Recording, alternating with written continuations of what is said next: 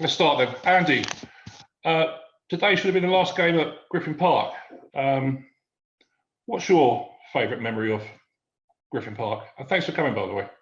No, I appreciate the invite. Nice to see so many people on the chat. Obviously, being a significant day, or should have been a significant day for the club. It's a strange one, I imagine, for all of you, really, with the around 3 o'clock. You should have been in Griffin Park, but I think it was 11 years today that we lifted the trophy against Luton, which was obviously a fantastic day, a terrific week leading up to that after the Darlington. So that really lasts in the memory. Just seeing the fans on the pitch afterwards and being able to lift the trophy at Griffin Park. The other one probably is the Everton game in the Cup. That was an absolutely fabulous night. We played really well against a top side at the time, really good manager. We had some exceptional performances on the night, and then to win it on penalties the way we did, and the crowd coming on the pitch, and there's a number of Brentford fans that have said to me that's their favourite. That's one of their favourite nights under the lights at Griffin Park. So obviously that's really special, that one. I heard you talk recently about Nathan Elder at Bournemouth and the whole Bournemouth experience, so I'll leave that. But I'd like to go back to Nathan. Did he kick a black cat or something that year? I mean, his 2 sendings off, Rotherham, Pablo Mills, who is my swear word. I mean, am I wrong to blame Pablo Mills? What was your whole view about that incident, and also poor Nathan that season? Because it frankly ended his career. Yeah, it did. I mean, it was a disgusting challenge. I think anyone who understands football and seen a lot of football knows that it was premeditated. He knew what he was doing. And just seeing that clip yesterday from the club and the challenge, it just sends shivers down your spine again. I think everyone that was involved with the football club, with the team, at the game, we knew straight away how bad it was. I remember Dave Appenar, the physio, coming back to the dugout after Nathan had been carried off, and he said, "It's horrendous. It's a bad one." And as Charlie McDonald said, we went to the hospital in Sheffield on the bus afterwards, and we all got off the bus, and I went in to see him, and I spoke to the consultant, and he said, "This is the sort of injury you get when people are attacked with hammers." His face was crushed. His cheekbone, his eye socket, his nose. It's like he'd been hit with a hammer. It was horrendous. He's lucky he still had his sight after the end of it, but you're correct. It effectively ended his career. I remember speaking to him at the end of the season, and Shrewsbury had come in for him and were offering him, a really, really good contract on, 3-year contract on very good wages. And he didn't want to go. And I said, "Look, I understand that you don't want to go. And in an ideal world, I don't want you to go. But we both know that this could be the end of your career, and you need to look after your family. You need to look after yourself." And it was a really strange conversation that we had, because we both knew that we didn't want him to go, but for the benefit of himself and his family, we knew it was touch and go whether he'd be able to play properly again. And I think that he's admitted that his eyesight was never right again. He couldn't pick up the flight of the ball, and we all knew it. It was just trying to admit it to each other. So he finally made the decision to go to Shrewsbury, and probably did the right thing in that respect. But he was such a great lad, and he was such a great part of that squad. That injury was felt by everyone, really. I think that everyone who was involved, at that time, just felt sick. He just didn't deserve it. I was at deep fine leg, 500 yards away at Rotherham that day, and even from there it looked bad. The referee is standing 5 yards away, saying "play on," and I'd like to ask if you spoke to the referee, and also dear Mr. Atwell, who sent him off against Notts County, which actually, the more I look at it, the more it does look a little bit more, possibly it was maybe a reasonable decision. Yeah, Nathan was involved in a lot of incidents, to be honest, a lot of controversial ones. You know, you think back to the Gillingham game with Gary Richards that, you know, sparked off a lot of different, confrontations with us and Gillingham that just increased over the years. But yeah, the Atwell one was, sending off. But I think you can see from Charlie McDonald, Charlie's really close to Nathan when he gets done by Pablo, and he can't believe that he's done it. And he knows straight away. I think John Halls ran over. You know, we knew what he was trying to do. I think he was really struggling with Nathan in that game. And if you know Pablo Mills, you know he's not exactly the straightest of blokes when it comes to that, and had a few dark arts in his pocket, and it was just a really, really horrible challenge. And said anything afterwards?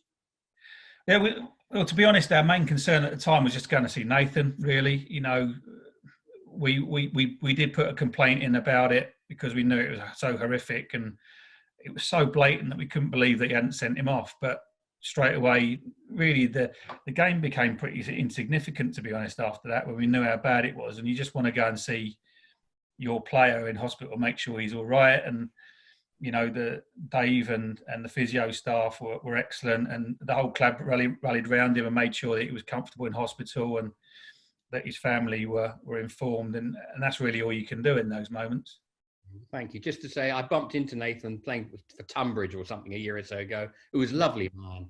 Wanted to talk all day rather than come on as a sub. And I said, did Pablo Mills ever speak to him afterwards? He says, I'm still waiting. Yeah. Nathan's one of the greatest lads we've had, you know, personality-wise. I still speak to him these days. He's the personal trainer now. He's gone into coaching, and he's one of those lads that you really hope is successful whatever he does, because he's just a genuinely good character. Thanks again. Cheers. Cheers, Greville. Hi, Andy. How you doing? I'm good, thanks. I was listening to a podcast recently with Lloydie and Darren Powell, where they were at a fans event a year or so ago, I think. And they spoke a lot about that kind of summer of '98 when Rodnos bought the club and there was a lot of churn in terms of players. And they spoke a lot about the friction that existed between the kind of the newer, younger lads, so those guys and those that came in for Palace, and some of the kind of more old school, old guard like Kevin Dearden and Batesy and Warren Aspinall. As someone who kind of played in that team that went down and then also stayed on and made a massive impact in the young team that went back up, what are your memories of that summer and the transition? It's probably true. I think it was it's probably planned by Ron and Ray and Bully that they wanted to find out who really wanted to be there and who could cope with the squad. And we had Danny Boxall come in, Rob Quinn, Gavin Marn, Paul Evans. You know, there was a lot of younger players come in, and I think that, you know, Jamie and Warren especially were sort of old guard, and we knew that their time was probably coming to an end anyway. And these young whippersnappers were coming in, and some of them out non-league, and showed no respect. If I'm honest, they're carefree, you know, and I loved it. It's I'd been part of a Sheffield United squad that had been, you know, challenging at the top of the Championship, come to Brentford, and, you know, seen that the squad was in turmoil really, and some poor players, if I'm honest. And then all of a sudden we've got this injection of young spirit and really good, enthusiastic players with great ability, and I wanted to be a part of it. But I think some of the older ones probably put up a bit defences and still wanted to be top dog, and you know, they just got overrun by the group really. And I remember we went to La Manga for pre-season, and that was different. we were all staying in. He put the senior ones in a villa. Yeah, I think there were about 5 or 6 of us. I think Charlie Oakway, Jamie Bates, Warren, myself, a couple of others, and all the younger ones were in different apartments. And they used to come to our villa in the morning before we went to training. There was a couple of nights out that I think were designed to cause a bit of friction and sort the good ones out from the bad ones. But it certainly it had the desired effect. There was never any big fallings out. I think that when it came to it, the ones that had been there a little bit too long and realised they weren't going to play, realised they didn't have the influence over the group that they probably had before, and the younger ones and the ones that were involved in the squad just took over and led from the front, really, and they just sort of faded away. But it was clever management the way that he did it. He sort of let us do it within the dressing room without it being coming from Ron or Ray or Bully. Cheers, Andy. Thank you. Richard. Thank you very much for your time this afternoon. I actually live up in the northwest. I'd like to take you back to the time when you first became manager and your first game away at Wrexham, which is sort of a home game for me. I went there with my dad and we were 1-0 down, and I think probably in our lowest position for a very long time in the league, and probably in danger of going into the bottom 4 at that time. What are your recollections of the performances that led to that situation where we were, so far down the league? I think we'd had some very heavy defeats just coming up to that, and obviously you took on the squad and made such a difference very quickly. What's your recollections of all of that? Yeah, I was brought in. Really to try and help Terry and give him some understanding of, League Two football, players, tactics. He was a very, very good football man, lovely man, fantastic with the players, management, and just was a really personable guy. But I just don't think he'd get his head around players not being capable of doing the things that he could do or he was used to players doing. And we'd recruited some good players. We had, we'd got a reasonably good side together and some talented players, but we'd work, all week on one style of play or one team, and then it would change on a Friday. And, there'd be a lot of chopping and changing. And one thing that we said at the very beginning was League Two players need to know their jobs. They need to understand what their role is in the team, and they need to be disciplined in that role, and everyone knows how they come together. And we had the makings of a side that could compete okay, but because there was so much chopping and changing, we just got to a Saturday and just didn't have a clue what we were doing. And Peterborough away was painful. Was painful. I remember sitting on the touchline, and I think we had a sending off early, and they were a good side, Peterborough at the time. And Terry came back and sat down on the bench, and I just thought, we're getting smashed here. I can't not stand up the front and at least show that we're trying to get something going here. But in my mind, I just knew this, we're in massive trouble. And then we lost 4-0 at home to Grimsby or something, and it was another horrendous. And I remember walking into the dressing room and Terry was sat on one of the skips where where we had the kit from. And the players were just desperate for some guidance. And I just thought, this is the end. This is the end here. And so I think it's fair to say that my job was a little bit easier when I took over as caretaker, because I just felt that if we had a little bit more structure, I think we had 2 training sessions before Wrexham, and I just worked on the goalkeeper and the back 4. I worked on them for 15 minutes, and I brought the midfield 2 in 15 minutes, brought the wide players in for another 15 minutes, front 2 in for another 15 minutes. Just went through how we play, what we're looking for, but defensively gave them structure, but a little bit of freedom in possession, really. And like I say, we went to Wrexham, went a goal down. We'd not been a goal down and come back and got any points for the whole season. It was a big opportunity for me because I'd come from Leyton Orient, where they'd looked after me fantastically well after my heart condition, made the journey back to Brentford because, I just couldn't turn down the opportunity to come back to Brentford. And then after 6-7 months, I thought, this is it. this is my coaching career over. I've put myself in a real position here.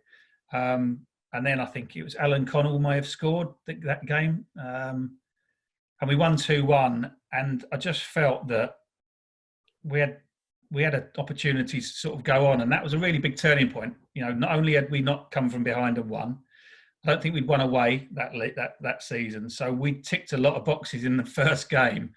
And it just gave everyone a little bit of confidence, really. But you're right, leading up to that game, I mean, I don't think I've been involved at a football club where it was so low, players, you know, around the training ground and at games as well, and understandably so. Thanks very much. How was the sort of transition from management going into a sort of scouting role, or a sort of head scout role at Brentford, and sort of in your time in that role, I mean, what would you say your sort of greatest achievement was in terms of, you know, maybe a player signing or something like that? Well, the Aldershot experience wasn't a great one for me, I've got to be honest. I'd sort of made my mind up that I didn't really want to carry on with management after Rotherham. Aldershot contacted me after I'd been out of the game for about a year, and I'd set up my own scouting company and was doing some consultancy work for a couple of clubs. And that's what was big interest for me, and had been throughout my coaching career, is watching players. The Aldershot opportunity came along. I went to meet them, spoke to them about their apparent financial difficulties that they said that were resolved, and they had a new owner taking over, and it was all going through, and they wanted me to be a part of this team. And so I thought I'd give it, you know, one more go. Within 2 weeks of taking over at Aldershot, we got into administration, had to sell our best players, couldn't sign anyone on loan. Had Danny Hilton got injured, Troy Brown got injured, someone else got injured, and, you know, it was chaos. Gone into administration, didn't get paid for 7 months, stayed at the club, managed to get us through. You know, we were signing players on the way up to Grimsby on the first day of the next season, and everything seemed to be back on track. But then we got to the end of the season, we'd kept the team up after having a -10 start. Thought that I'd be given a bit of a budget to try and compete at the top of the league, and they cut my budget.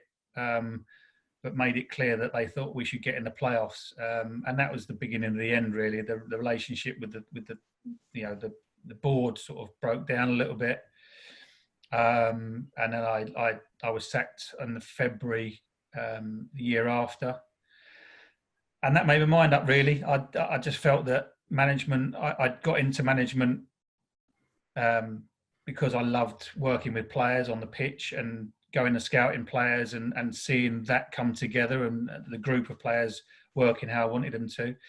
And that really wasn't what I was doing at Aldershot anymore. So I remember going to see Barry Hearn, who was my chairman at Leyton Orient. And I said to him, look, you know, I'm not going to be a manager anymore.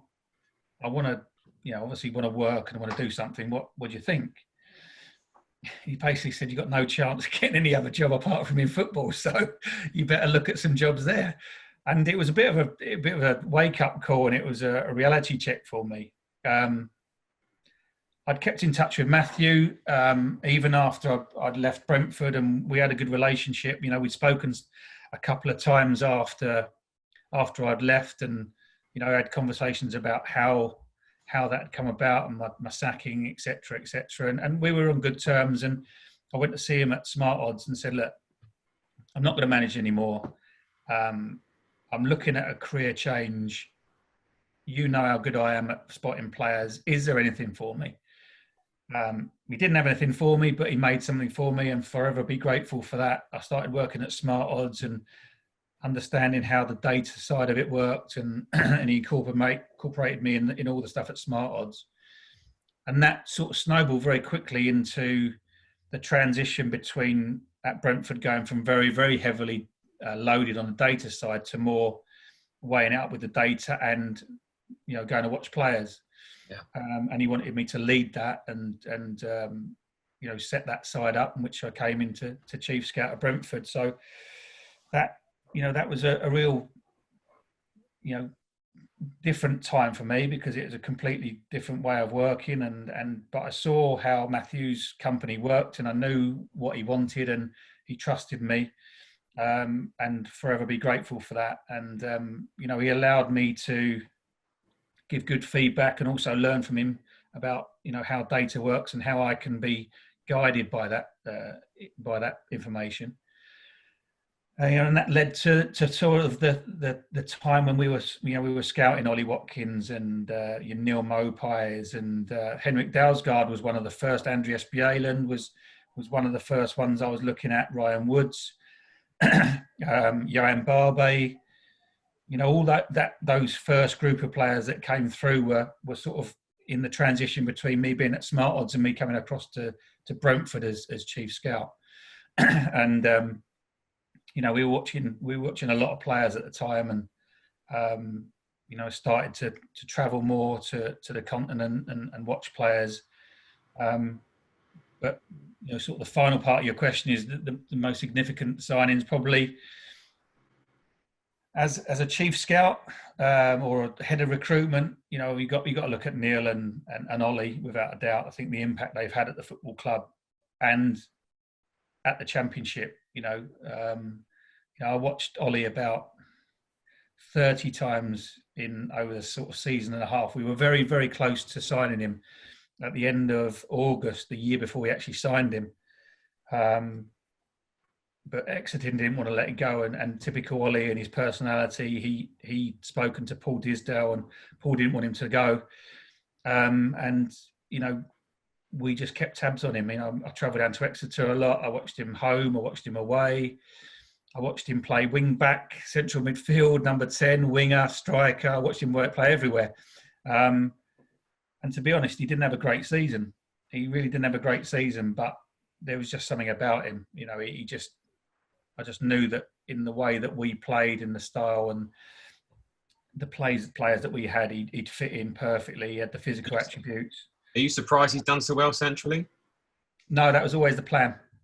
That was always the plan. When we were speaking about Ollie right at the beginning, myself and Phil, you know, there was always a feeling that he could be a number 9.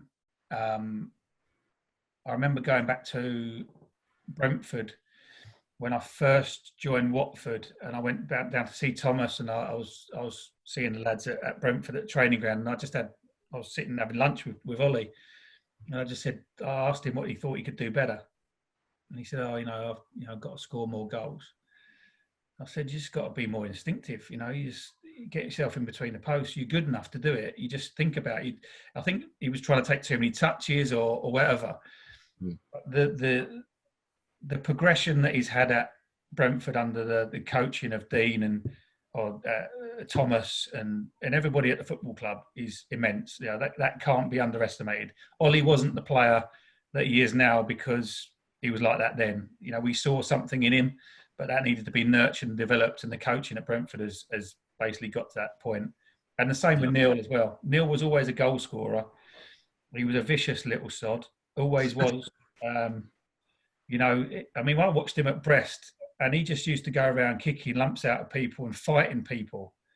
And the team weren't great at the time, but he reminded me of Aguero, the way that he moved. And he reminded me of Jamie Vardy, the way that he sort of aggressively defended from the front.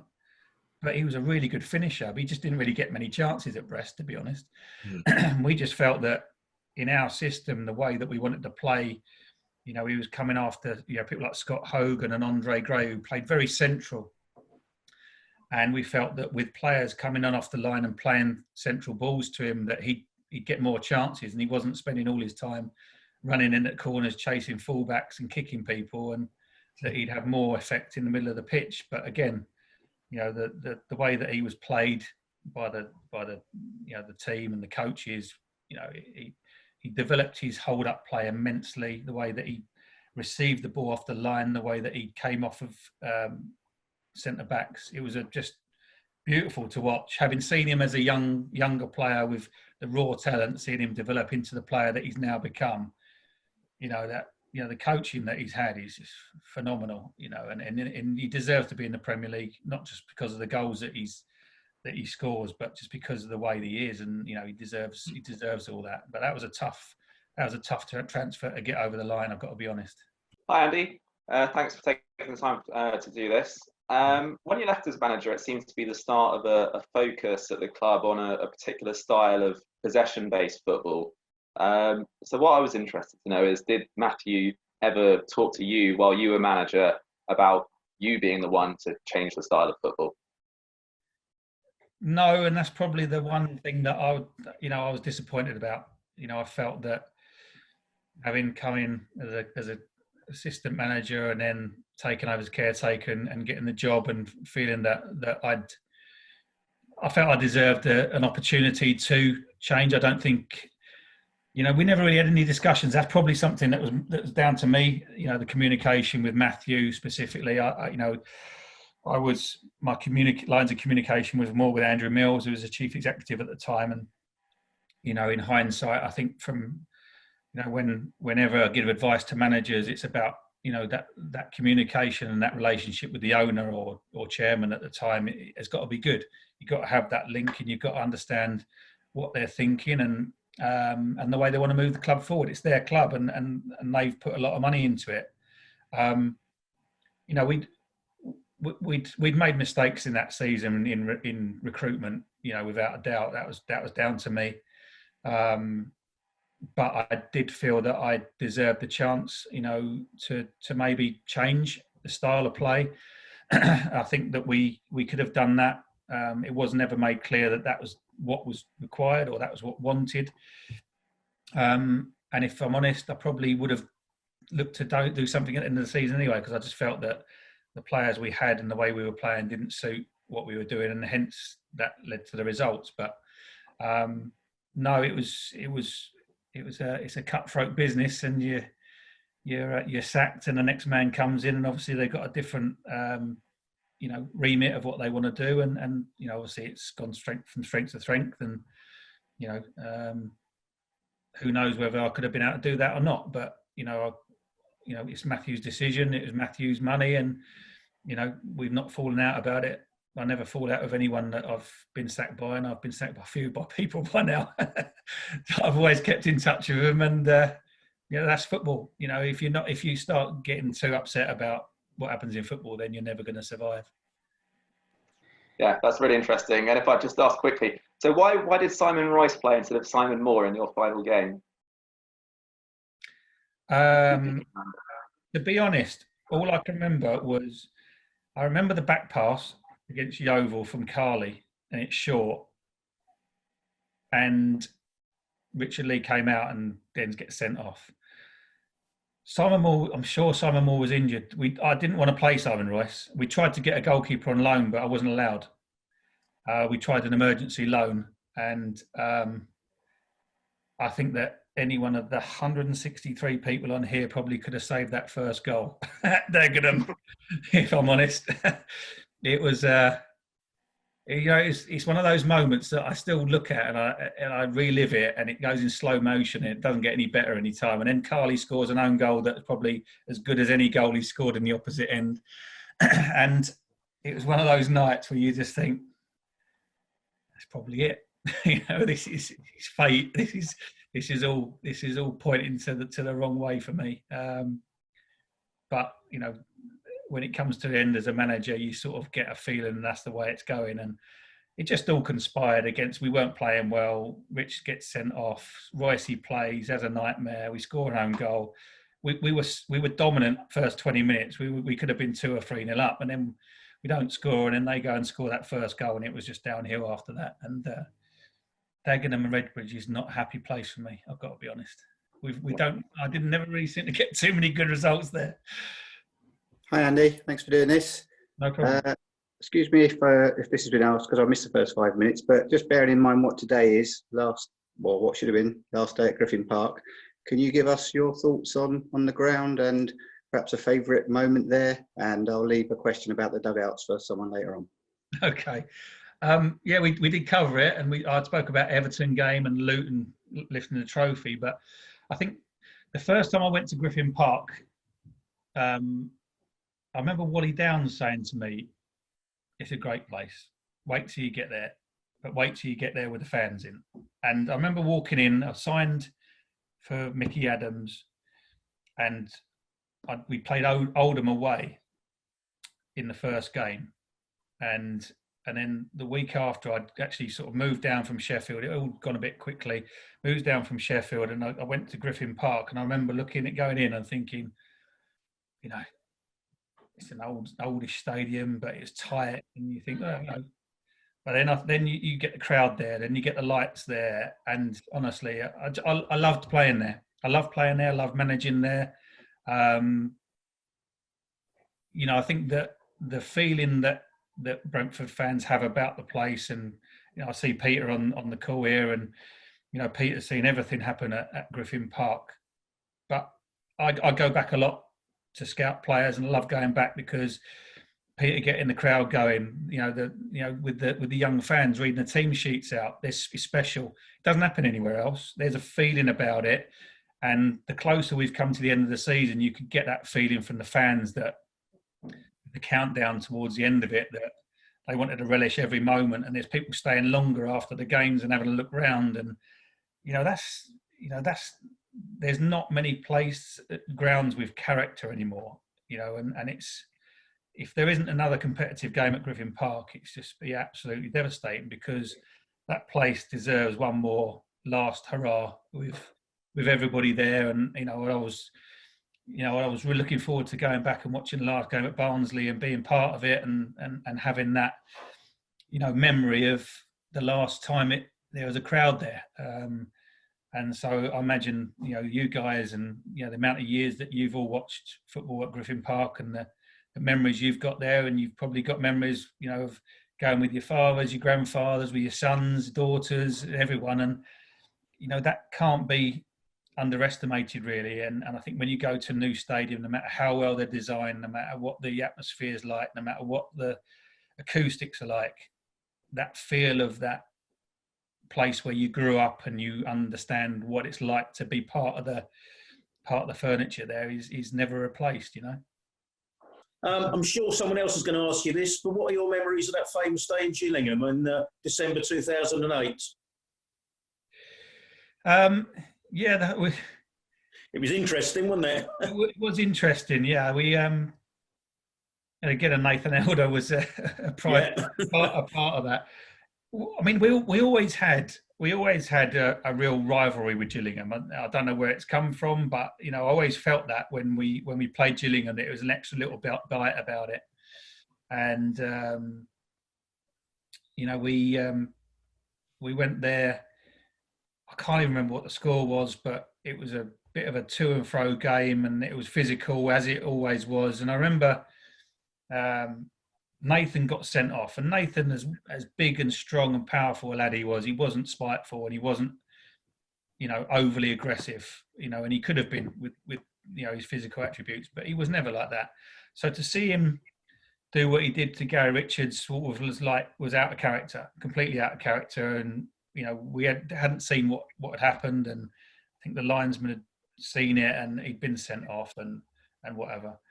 So after the game, I think he said he'd been headbutted or punched by Gary Richards. And so we looked at the footage, we looked at it afterwards, we looked to see whether we could appeal Nathan sending off, because we didn't know what he'd done. And we'd seen that Gary Richards had basically, assaulted him. No one had seen it. We flagged it up with the FA because we were appealing against Nathan or something like that. The FA, we didn't actually comment on Gary Richards. We were just appealing Nathan Elder. But because they'd look at the footage, they'd seen that Gary Richards had basically hit or headbutted Nathan in the lead up to him sending off. And they gave a 3-match ban to him. And then it all exploded in the press with Mark Stimpson saying that I'd destroyed the kid's dreams, and, he couldn't play against, I think it's Aston Villa in the FA Cup in the early part of January and what have you. And, it exploded to a point where I think that he made it something out that it didn't need to be. We had a few phone calls where I made it clear that if Gary Richards' dream was to play against Aston Villa in the third round of the FA Cup, he needs to review what his dreams and ambitions in life were. That didn't go down too well. And And then obviously we played Gillingham at the end, in the next part of that season. It's a game where Charlie McDonald did his collarbone, I believe, and or shoulder it was at that time. And before the game, I always shook every manager's hand. You know, I'd never really had any falling out with any manager. Didn't really think that there was too much to it. I'd gone to the dugout where his coaches were. I'd shook Mark Robson's hand. I'd shaken the other coach's hand. Went to Mark, and he completely blanked me. Wouldn't look at me. Wouldn't talk to me. So I went back to our side. I think we won the game comfortably, and I just went up to him and I just put my hand out in front of him, and he wasn't happy because they'd lost, and he called me a few disgusting things that should never be said to anyone, let alone a fellow manager. And that was really it. You know, I didn't want to get involved in all the shenanigans with that. I thought it was pathetic. I thought it was childish. I thought it was disgusting. I just thought it showed the level of him at that time. But, you know, having won the game, it makes it a whole lot sweeter that you can walk down the tunnel, and we were giving them a little bit in the tunnel afterwards, and we enjoyed that. And that's what happens when you get your just rewards. You know, we'd beaten them properly. We just felt that they'd not dealt with things properly and accused us of a lot of things leading up to that game, and that was really just, you know, the rivalry after that was even worse, to be honest. You know, Mark was never a fan of me, and me likewise him. Well, fair enough. I think we beat them 3-0, didn't we? Yeah, it was. Yeah, I thought it was either 3 or 4-0. All I remember is Charlie's injury, because we were getting to the back end of that season. I think Jordan had got injured the game or two before, and then Charlie had got injured, and we were just, you know, we were sort of thinking, how are we going to get over the line? But luckily, we brought in a few really good loan players, and Sam Williams, and obviously Billy Clark was just amazing. Player. I mean, his goals in the short spell of time that he was there were vital to what we needed. We just kept the momentum going because of the centre forwards we brought into the club. But you know, I think we had Dean Bowditch, we had Jordan Rhodes, we had Billy Clark, all from Ipswich. We had Damien Spencer, we had Sam Williams from Villa. You know, we had 5 different centre forwards that weren't our own players in that season. All quality as well. Sorry? All quality players as well. They all went on and had very, very good careers, and all contributed fantastically well to that season. But I think that you know, that Gillingham game, the one in December and the one that came up afterwards in the new year, really showed our team togetherness, really, because they just character, they rallied around me, they rallied around Nathan, they rallied around everybody, and they thought there's no one coming to our place and doing that to us, and they wanted to make them suffer. And I think the year after that we beat them 4-0, I think, as well. So yeah, we had some good times. As bad as Dagenham and Redbridge away was, Gillingham, think of the good times. Gillingham at home is good memories, that's for sure. Absolutely. Well, thanks a lot, Andy. Keep safe. Hi, Andy. Hi, James. I just wanted to ask about Richard Lee. I read his book, and he talked quite openly about the difficult relationship that the two of you had when he first signed for the club. I think we had a few issues that season, didn't we, with goalkeepers? And then eventually Richard Lee became number 1 again, and obviously went on to have a really good career with us. Do you look back at that period and look at perhaps there were some mistakes made from both sides? Yeah, I mean, I've spoken to Ben Hamer about this recently as well, about the mistakes I made.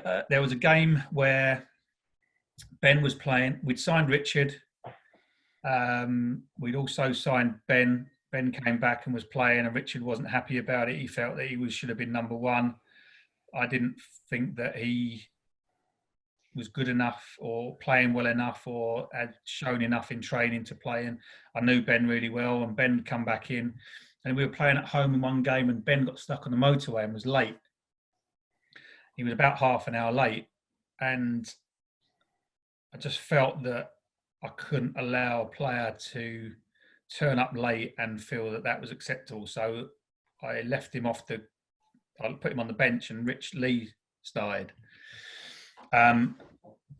and myself and Ben, our relationship didn't really, sort of mend after that for a long time until after, he'd left and I'd left and we'd sorted it out, which was a bit of a shame really, because he'd done great for me and I'd done great for him. But with Rich, we didn't really saw eye to eye. He wasn't really,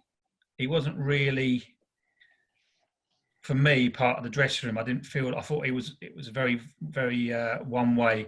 It was all about him. I think he struggled mentally with pressure and bits and pieces and dealing with things. And we never really had an open enough relationship to talk about issues that were coming up. It was very much that once I'd made the decision to play Ben, he'd made his mind up about me, and he wasn't having me at all.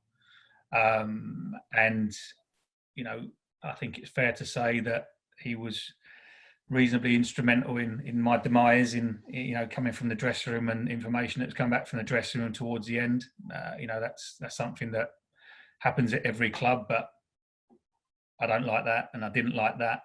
And he has reached out to me since that time and tried to sort of speak to me and say that he dealt with things wrong and we need to sort of deal with each other, but not for me.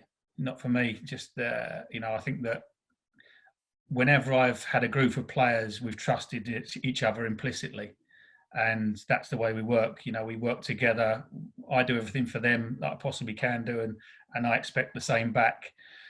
And in fairness, it wasn't just Rich in that year. We had a number of players that really let me down and let the club down. A lot of things that none of the fans have ever heard of, that haven't come out, that I was having to deal with. And that was probably to my detriment, that I didn't make it open and public about certain things, because it would have made my life easier and would have given a clearer indication of what was happening with certain individuals. But that wasn't my style. We worked as a team, and we played as a team, won and lost as a team, and that's the way it was. And that's what disappointed me at the end, that I expected certain individuals within that dressing room to back me up, and I didn't get it. And that's part of life. You can't trust everyone, but you find out when the stuff hits the fan who's really behind you and who's not. And we never really had a great relationship, Rich and I, and that's never really healed, to be honest. Oh, thanks. No problem. You can leave it there, Andy. All those tempted stories. Yeah. What detail do you want? I mean, I can only, there was the beginning of that season. Without going into too many names, in the August of that season, I had, in the space of 2 weeks, I had one player who came and saw me whose mother had been diagnosed with terminal cancer. About 2 days later, one other player came and saw me and was absolutely distraught that his unborn child had been diagnosed with Down syndrome. And then about a week later, I was in bed on a Saturday night, about 3 o'clock in the morning, get a phone call from one of my players in tears that another one of the players had been caught having sex with his wife. So you might laugh, Mark, but when you're dealing with emotional, personal issues, and then you've got thrown into that a situation where you've got two players who irreconcilable differences that you're having to deal with. It just, for a young manager, I mean, I was riding the crest of a wave at the time, and then all of a sudden you're hit with the real work that you do as a manager, when the majority of the stuff that derails you is the stuff that you've never been prepared for, and I took pride in the fact that I took care of my players and I made sure they were right, and whatever they needed personal side, that overrode the football side. and it may have cost us that season. I don't know. I can't ever say, but I still, to this day, stand by what I did because I stood by my players and I did what was right for them and their families, rather than hanging them out to dry. Yeah, it's never easy to manage those sort of things, especially when you're young. So It's an eye opener, and I think that it makes you realise how ill prepared you can be as a young manager with real life problems. You think that everything's great. You turn up, train, you make sure that everything's great, but then you've got 30, 40 people within your group who you're responsible for. From a personal point of view, and I think that that's shown certainly in the last few years, and going back to Brentford and the way that the club rallies around each other. That has always been there. Obviously Peter's illness and the way that everyone rallied around Peter and other staff members, that's special. That just doesn't happen off the cuff. That's generated and that's built over the years, and that's a special part about Brentford, and not just the playing staff, but I think the fans are part of that. And I'd like to think that was prevalent when I was manager as well, and it's just built over the years, and the way that clubs got bigger and more staff, that feeling of being part of the family and looking after each other is what makes the club special, and that's important. That's the fibre that binds the club together, and if you lose that, then you lose a big part of the soul of a football club. And that's what I felt when I was manager. I'd been given the responsibility to look after the football club, not just the team, and that's what the responsibility I took on, and that's what I wanted to carry on through. And I still stand by that. I wouldn't change anything. I'd never throw anyone under the bus. I could have done a lot of media work afterwards and blamed a lot of people, but ultimately I was responsible for recruitment. I was responsible for the group. I was responsible for the success. And as much as when you are successful, you take all the plaudits, you're responsible when things go badly, and you've got to hold your hands up and be big enough to take it. There are two parts to my question, some of which you have alluded to, I think, in your response to Dominic. But my question is in two parts. One, who do you regard as your best ever signing? And two, what did you say to him to attract him to Brentford? So you're assuming I'm going to say Neil Maupay. I haven't. So I'll go a little bit off track. So I'm going to break it down into my best signing as a manager, and I'll go as my best signing as a recruitment. Okay. Excellent. So my best signing as a manager on loan is without doubt Wojciech Szczesny, without a shadow of a doubt. And I think everyone who's ever watched Brentford and would put him, if not the best goalkeeper they've seen, very, very close. And that was, that's one of those signings that you make. My best mate is stepfather to an was an Arsenal player at the time, and he was doing some scouting for me. I'd played football with him since I was 16, and we had a really good relationship about football, and he understood what I was looking for. And we were looking for a goalkeeper, and he said, "Look, there's this kid at Arsenal. He's just come back from this really major injury, but he's going to be world class." So I looked into him, trying to work out how to spell his name and find out about him. You find out that he's been mucking around in the gym. He's broken both of his wrists. Been out for a long time. Never played a first team game. So you think, you're putting you're really putting yourself out there to go and sign him. We did a little bit more digging. Spoke to Arsene Wenger actually about him, and he was saying, well, that we're happy for him to come on loan. He's just been called up to the Poland squad. So I'm thinking, that young kid who's never played a game before, and he's going to go and play for Poland. So his agent was David Manassi at the time. Spoke to Dave, said, look, we want to bring him in on loan. So he comes in. he arranged to come in, gets called up to the Poland squad. He's due to come in and see us on the Thursday. On the Tuesday night, he plays for Poland first team. So I'm thinking, we've got absolutely no chance of getting this lad. You know, not a chance in hell. He turns up on a Thursday morning with his agent, walks in, shakes my hand, sits down. He says, before you start, he said, I just want to let you know, I'm happy to come to Brentford and I'm going to play for you. But just to let you know, when this season's over, I'm going back to Arsenal to be their first team goalkeeper. And I just looked at him and said, you'll do for me. And that was it. That was it. And the kid was crazy. The kid was crazy. He used to turn up for games with a suitcase, jeans and a T-shirt. Everyone went, Pete's laughing and nodding his head. He used to come in. I'd say to him, Wojciech, you're not going back to Poland, are you? No, I'm not going back to Poland. Straight after a game, he'd be all dressed, straight to Heathrow, back to Poland. He'd phone us up. Arsenal would phone us up on a Monday saying, is Wojciech training with you? And I'd say, yeah, he's training with us.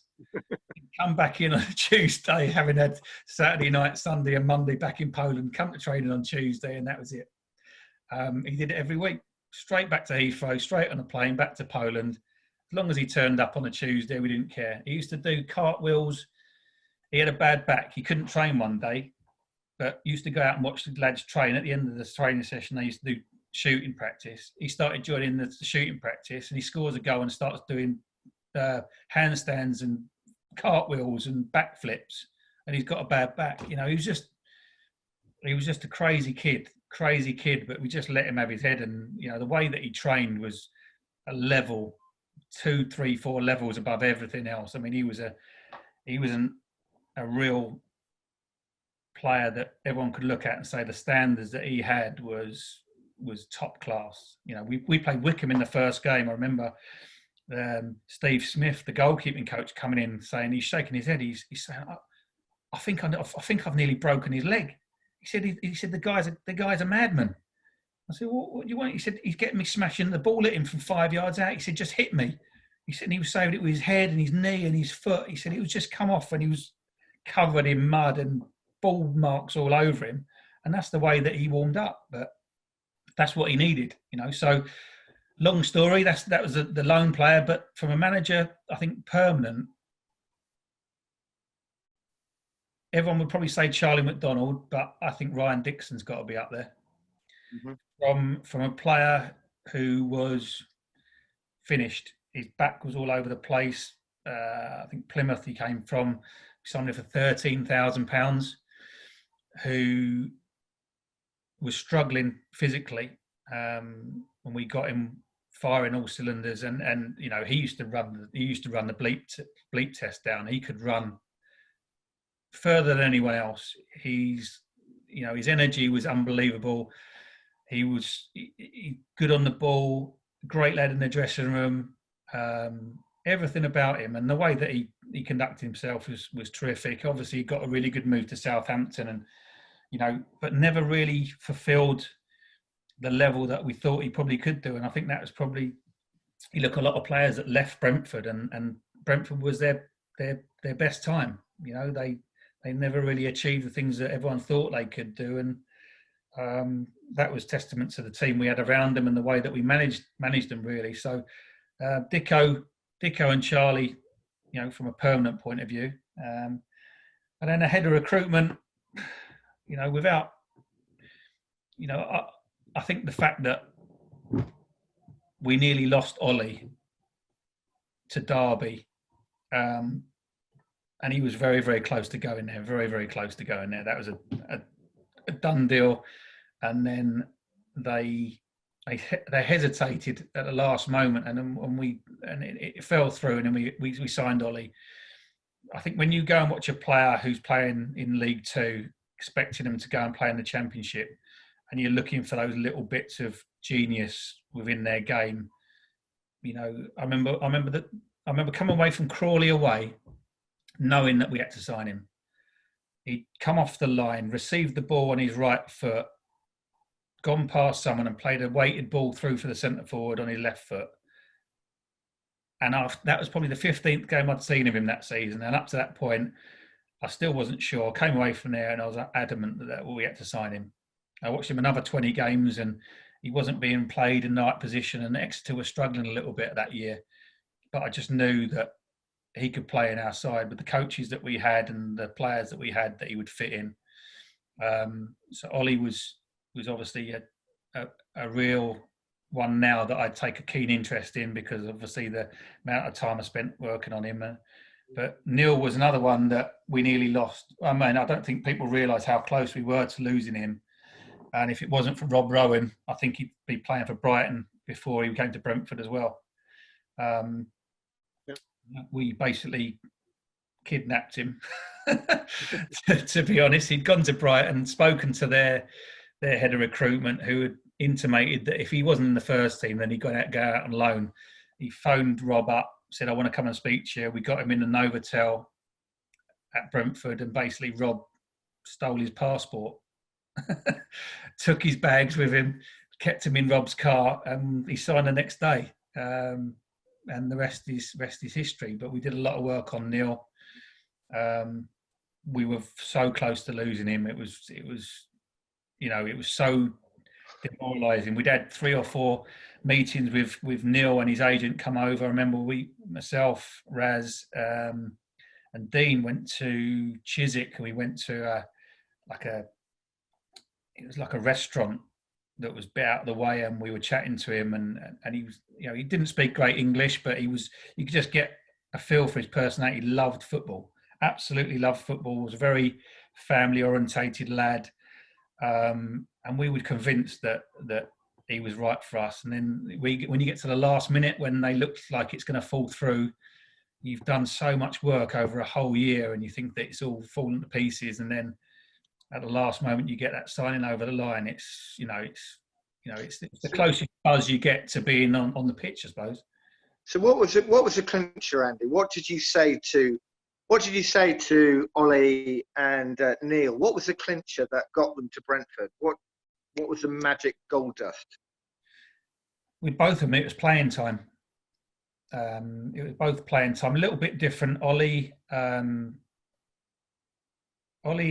Ollie's agent's Paolo Vanazza, and I know I've known Paolo a long time from when he was playing. He used to play at Rotherham with my brother, and Paolo understands the benefit of his players going somewhere a level above and playing.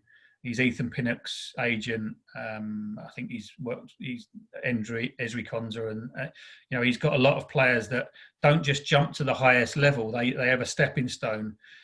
And we'd spoken a lot about Derby, and we didn't feel that he'd play much at Derby, and that was the conversations that he'd had with Ollie. And we just persevered, and we showed him, the plan for him. The plan was for him to come as a wide man, but we felt that there was a great opportunity for him to be a number 9 at Brentford. And the same with Neil. He'd been the youngest ever player in Liga for Nice. Claude Puel had taken over at Nice, and he'd fallen out with Neil. He wasn't playing Neil, and as everyone knows about Neil, he thinks that he should be playing for Man City or Man United. He's got a real good belief about himself. And some people take that the wrong way, that they take that confidence as arrogance, and they don't like it. So he'd gone to St Etienne, and he'd had issues there, and Claudio Ranieri had taken over and wasn't giving him a chance, I think it was at the time.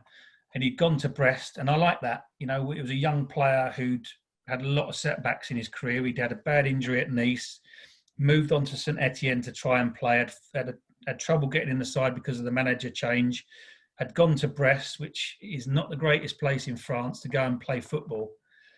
And he wanted to play football. And we knew that was our USP, and that's what got him over the line rather than Brighton. Brighton had said, we can send you out on loan again. He didn't want that. He wanted to come to England, play in the Championship, show how good he was, and then get his move. And brilliant. As everyone knows with Brentford, that's the pathway for a lot of players. Thank you, Andy. That's brilliant. Thanks very much. No problem. Lovely. Thank you. Thanks, Ben. Sham. Hi there, Andy. Thank you so much for your time. Hope everyone else is well as well, keeping safe. My question's really about the changes you had to make to come from where we were at the end of Terry Butcher's reign to the promotion season, what kind of things did you have to implement? What kind of areas did you have to change in terms of training, in terms of attitude?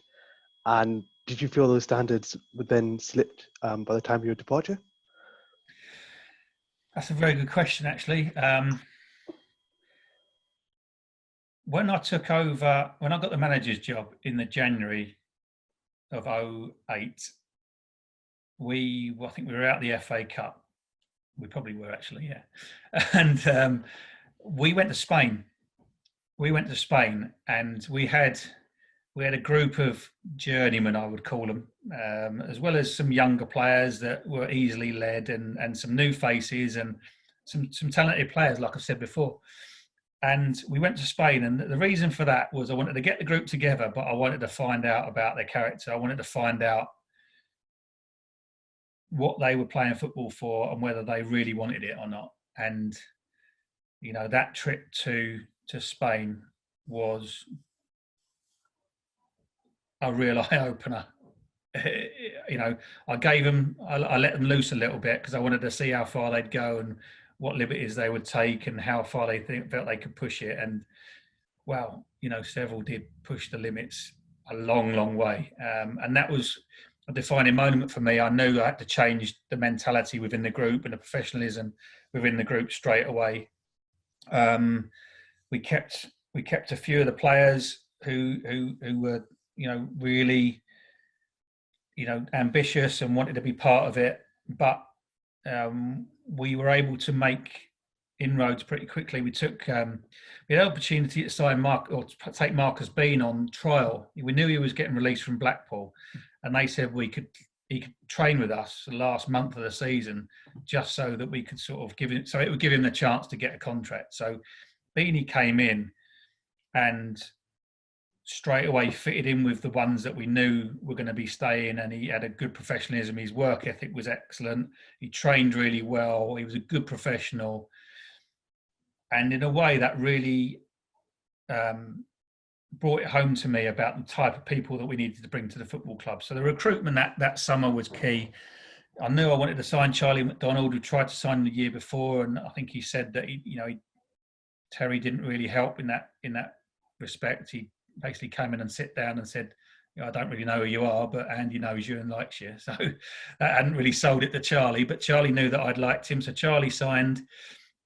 We brought in Mark Phillips and John Halls and Adam Newton, really good, solid professionals who had played at a good level and understood the professionalism needed to compete and be competitive in what is a really tough league. We brought in some good loans, Alan Bennett, Ben Hamer, obviously. We obviously signed Sam Wood further down the line.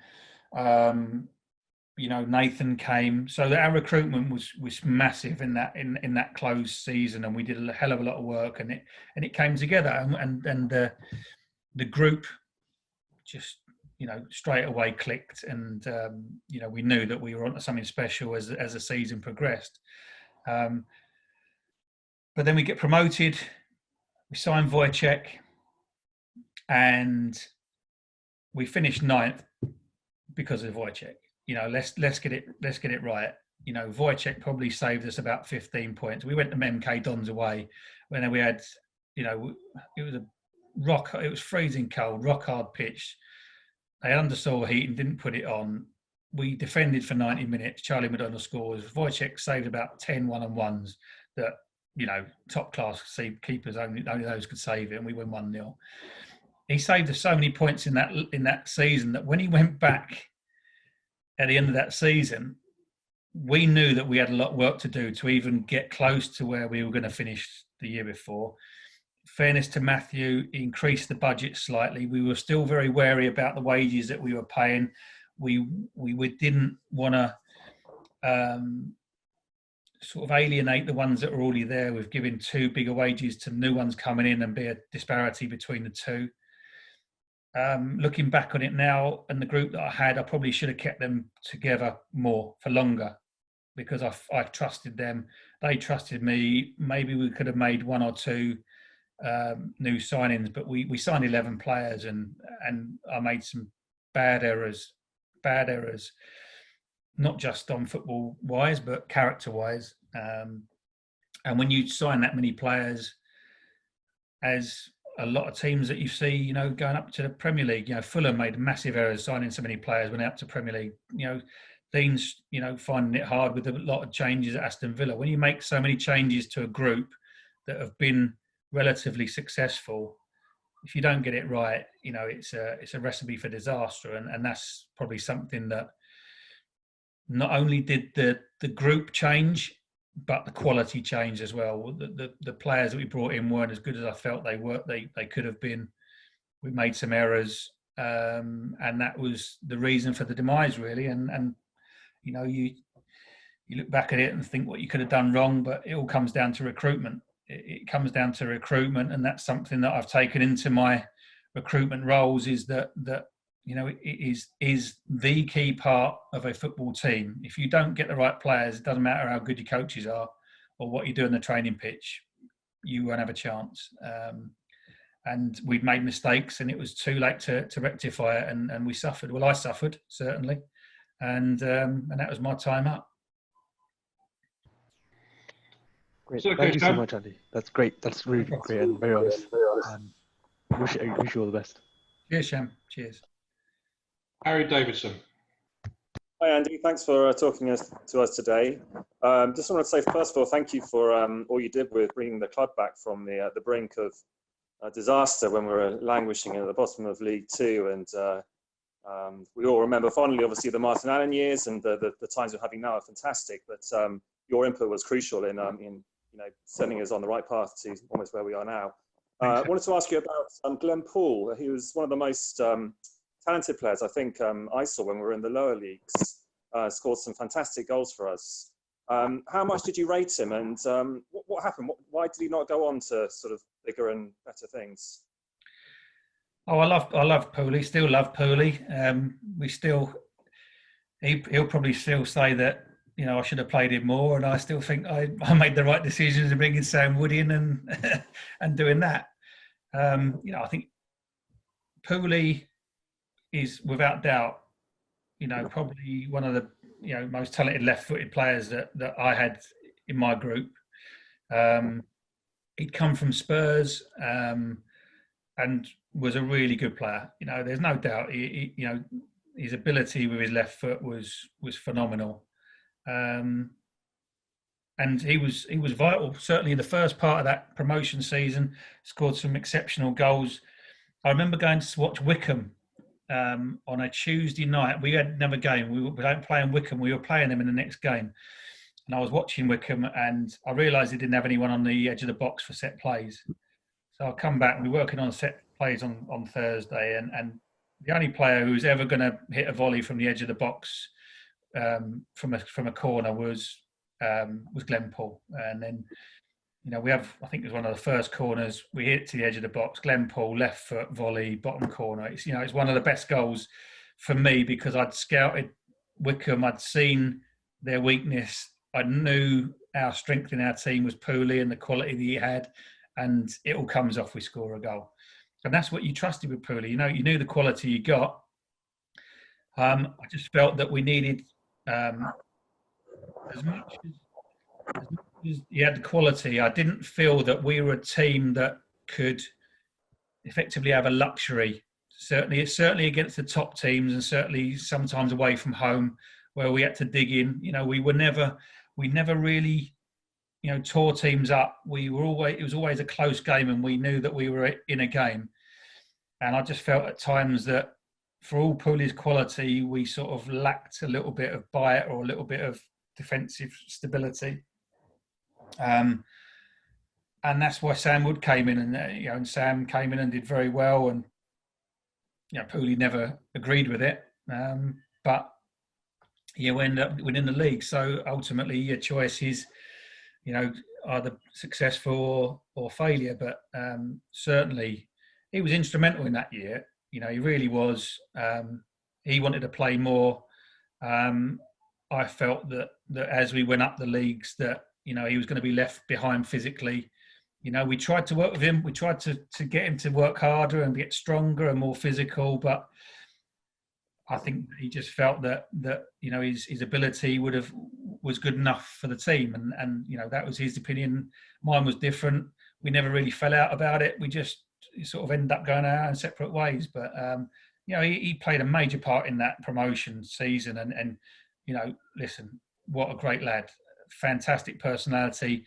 He never let on that he was upset or down. He was always part of the group that was, you know, laughing and joking and getting the team spirit. And that was sort of the beauty of that group, that whoever wasn't playing was still a part of it. You know, you look at the celebrations at Darlington and, you know, the amount of players that were on that pitch, and some had played a lot, some had played a little, but they were all part of it. And that's why we were as successful as we were.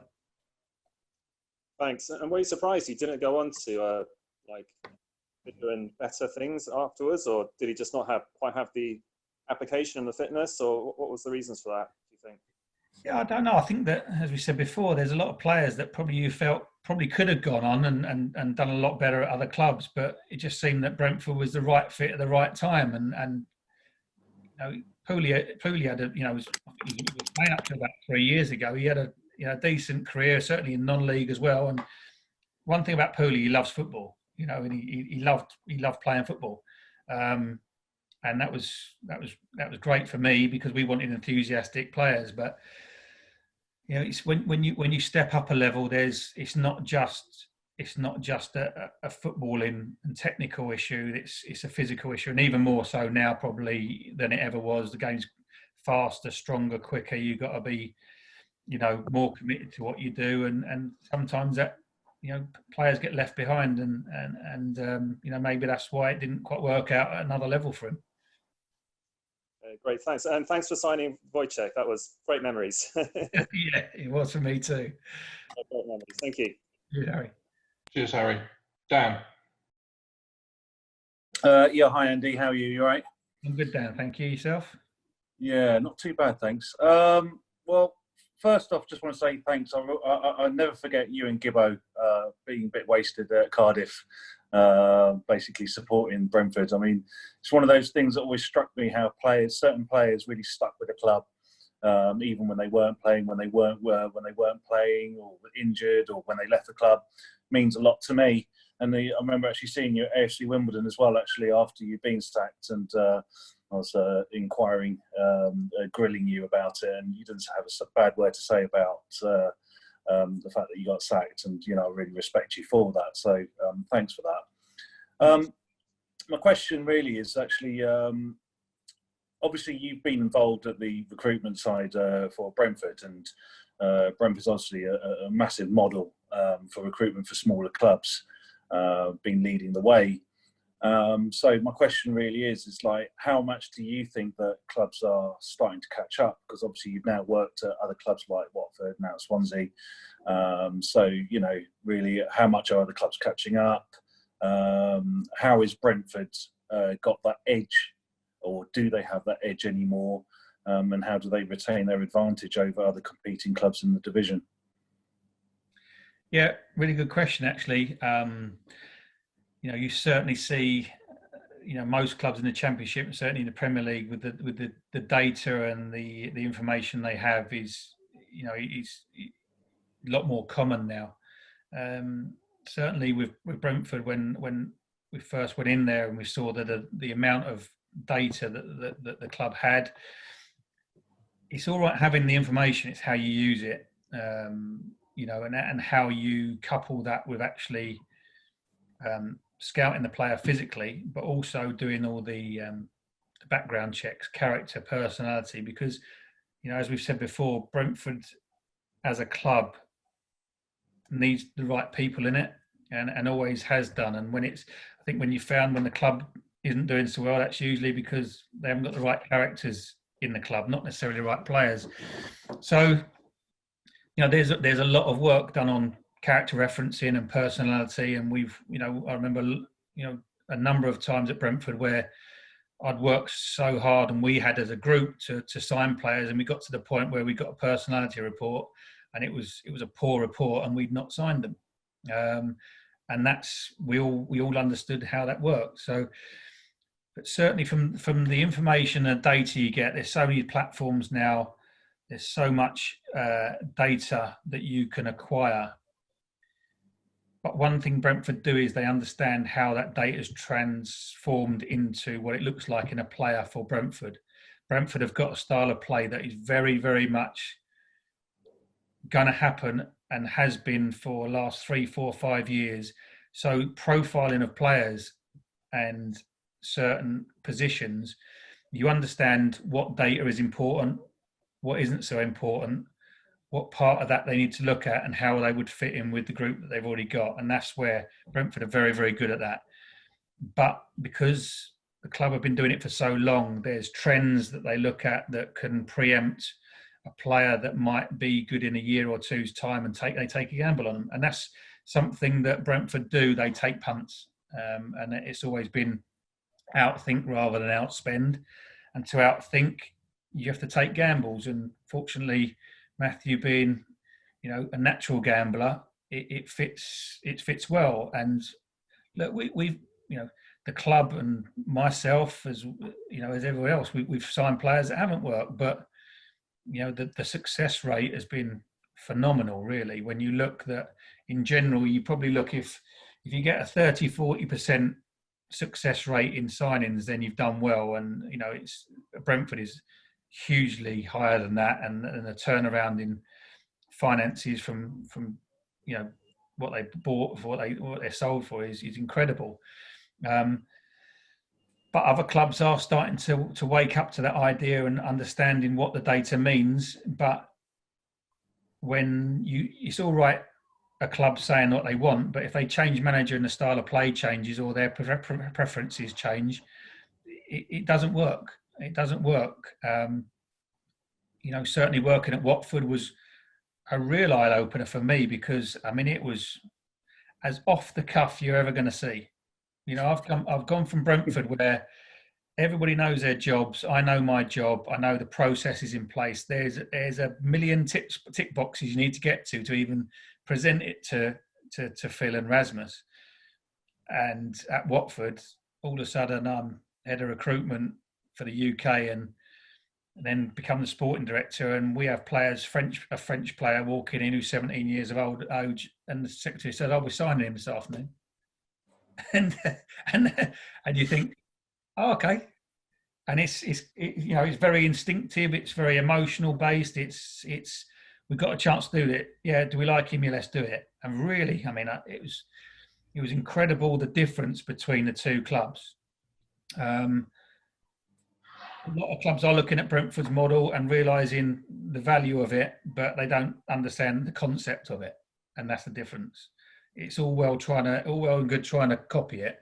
But if you don't understand the foundations of it, you're never going to get it right.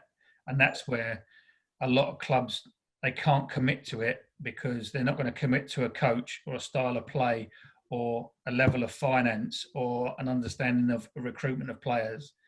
And all those things have got to mesh together to make sure that it works. And Brentford have got it right. And trying to duplicate that is very, very, very difficult. Well, don't you be telling Swansea all this then. Well, I'd like to have the information at the level that Matthew's got, and the finances to be able to go and sign some players. I think that was the joy of working at Brentford, was if I found a player, I was always backed with it. There was a commitment from Phil, Raz, from Rob Rowan, from Matthew, that look, if we're doing this and if they're trusting me to do the job, then let's do it. And it wasn't solely my decision. Yeah, we had to get it through, and we had to fight the corner sometimes and fight the argument for certain players. But if we were doing it, we were all in. Another gambling phrase, we were all in. We were all in. If we believed in it, we'd do it. And it's great when you got that backing. you know, it's fantastic when you've got that support, and a lot of clubs would love to have that support from above, but when push comes to shove, you know, a lot of chairmen, a lot of directors of football, a lot of owners will start pointing the finger rather than going, yeah, we're all culpable for that. You know, we're all responsible for that signing, and we all got it wrong. Other clubs, it's his fault. He takes a rap, you know.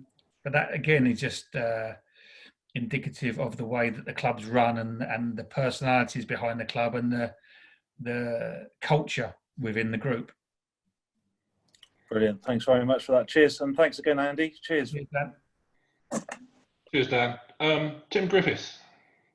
Yeah, cheers. Thanks again, Andy, for doing this. No problem. One quick sort of question that sort of came up certainly towards the later end of when you were managing at Brentford was around substitutions. And it's just really to understand sort of your thought process in using your subs, because sometimes it looked like you weren't going to use subs till very late, or you sort of didn't use them. Was that because of the quality of what you had available on the bench, or was that a deliberate tactic in terms of how you wanted to approach your coaching? I think it's a trust, you know. I think I've touched on that with the recruitment answer, really, about the fact that we didn't really get the recruitment right. Is when you look around behind you and you don't really trust your players to be able to, you know, do what you want them to do, then it's better the devil you know sometimes, and you know, changing like for like doesn't really work. I think earlier in my managerial career that, you know, I made several substitutions at half time, but I knew I could do that with the group. I knew that they wouldn't take it the wrong way. I knew that the ones that would come in would do as good a job, if not better a job. Probably towards the end, it was just my probably unconscious bias towards the group, if you like. And I think that happens with a lot of managers. You know, it's not a conscious decision to not make substitutions, but when you feel that what you've got doesn't really make a difference or wouldn't change anything, then you sort of tend to stick with what you've got out there. You know, and I was a young manager. And it was my first sticky spell, really. And you know, all of a sudden it hits you like a ton of bricks sometimes, that you feel like you're out there, and it's a little bit of the game goes in slow motion. Sometimes you feel like you're there and you're in a parallel universe sometimes, where you're trying to work out in your head what's going to happen, and you just don't get an answer. And that just comes with experience as management and dealing with people and situations. And you know, no course that you ever go on as a coaching course deals with those scenarios where you've got to make, you know, good decisions when you've got to clear your head, and that only happens with experience and understanding, reviewing what happens when it all goes wrong, and trying to affect that and changing it when you go forward. Brilliant. Cheers, Andy. No problem, Tom. Cheers, Tim. Peter Gray. Hello there. Can you hear me? Good. Hello, Andy. Like everyone, mate, I've got to thank you for doing this. But so that leads me to my first thing. Do you have to get permission from Swansea before you could come and talk to a fellow club, a fellow Championship club? No, I'm not divulging any secrets about Swansea. So I think they're happy for me to just be occupied on Saturday afternoon rather than. You're pretty busy, judging by the Welsh press, because they reckon that you've looked at 450 players and you narrowed it down to 35, which leads me into my as Swansea summer possibilities. What do you look for? I mean, I know you talk about the statistics and all the data that people feed you, but a lot of it, from what you said, there's got to be your instinct, isn't it? Is it just instinctive? You look at a player and you think, yeah, he's a good fit, before you get into all that social stuff and finding out whether they're good people and that. Yeah, absolutely. I mean, primarily the data is a filter to sort of guide you in the right direction of players that you might not know. Of course, watching players in the UK, you know, I've got a really good knowledge of players in most leagues and could tell you what they're good at and what they're not good at. But when it comes to players in certain countries that I haven't got as much knowledge, then the data gives you a point as to whether they're the right player for you. Certainly, you know, from my point of view in recruitment, it's changed the way that I look at players. I think I used to look at what they couldn't do. I think now you learn to realise that, you know, it's what they can do, and it's what environment they're going to come into and how they're going to be coached, that whether they would fit into your group of people. But it is about eyes, and I think that's shown with any model. Certainly Brentford and Brighton that have got the vast amounts of data, that you still need a scout's eye to really make sure that that's the right one for you, and they're the right player that can fit into your group. In terms of what you look for, it depends on the manager that you've got and the style of play and how they want to play. It depends on the finances. It depends on the group that you've already got. You know, for instance, we've got a really, really young squad at Swansea, certainly next year. This year we signed a number of young loan players, Ryan Brewster, Conor Gallagher, Freddie Woodman, to add to the group of young players we've got already. And we've also got a coach, it's his first season in the Championship, who's come from the FA in England under 17, has been very successful in that group, working with young players.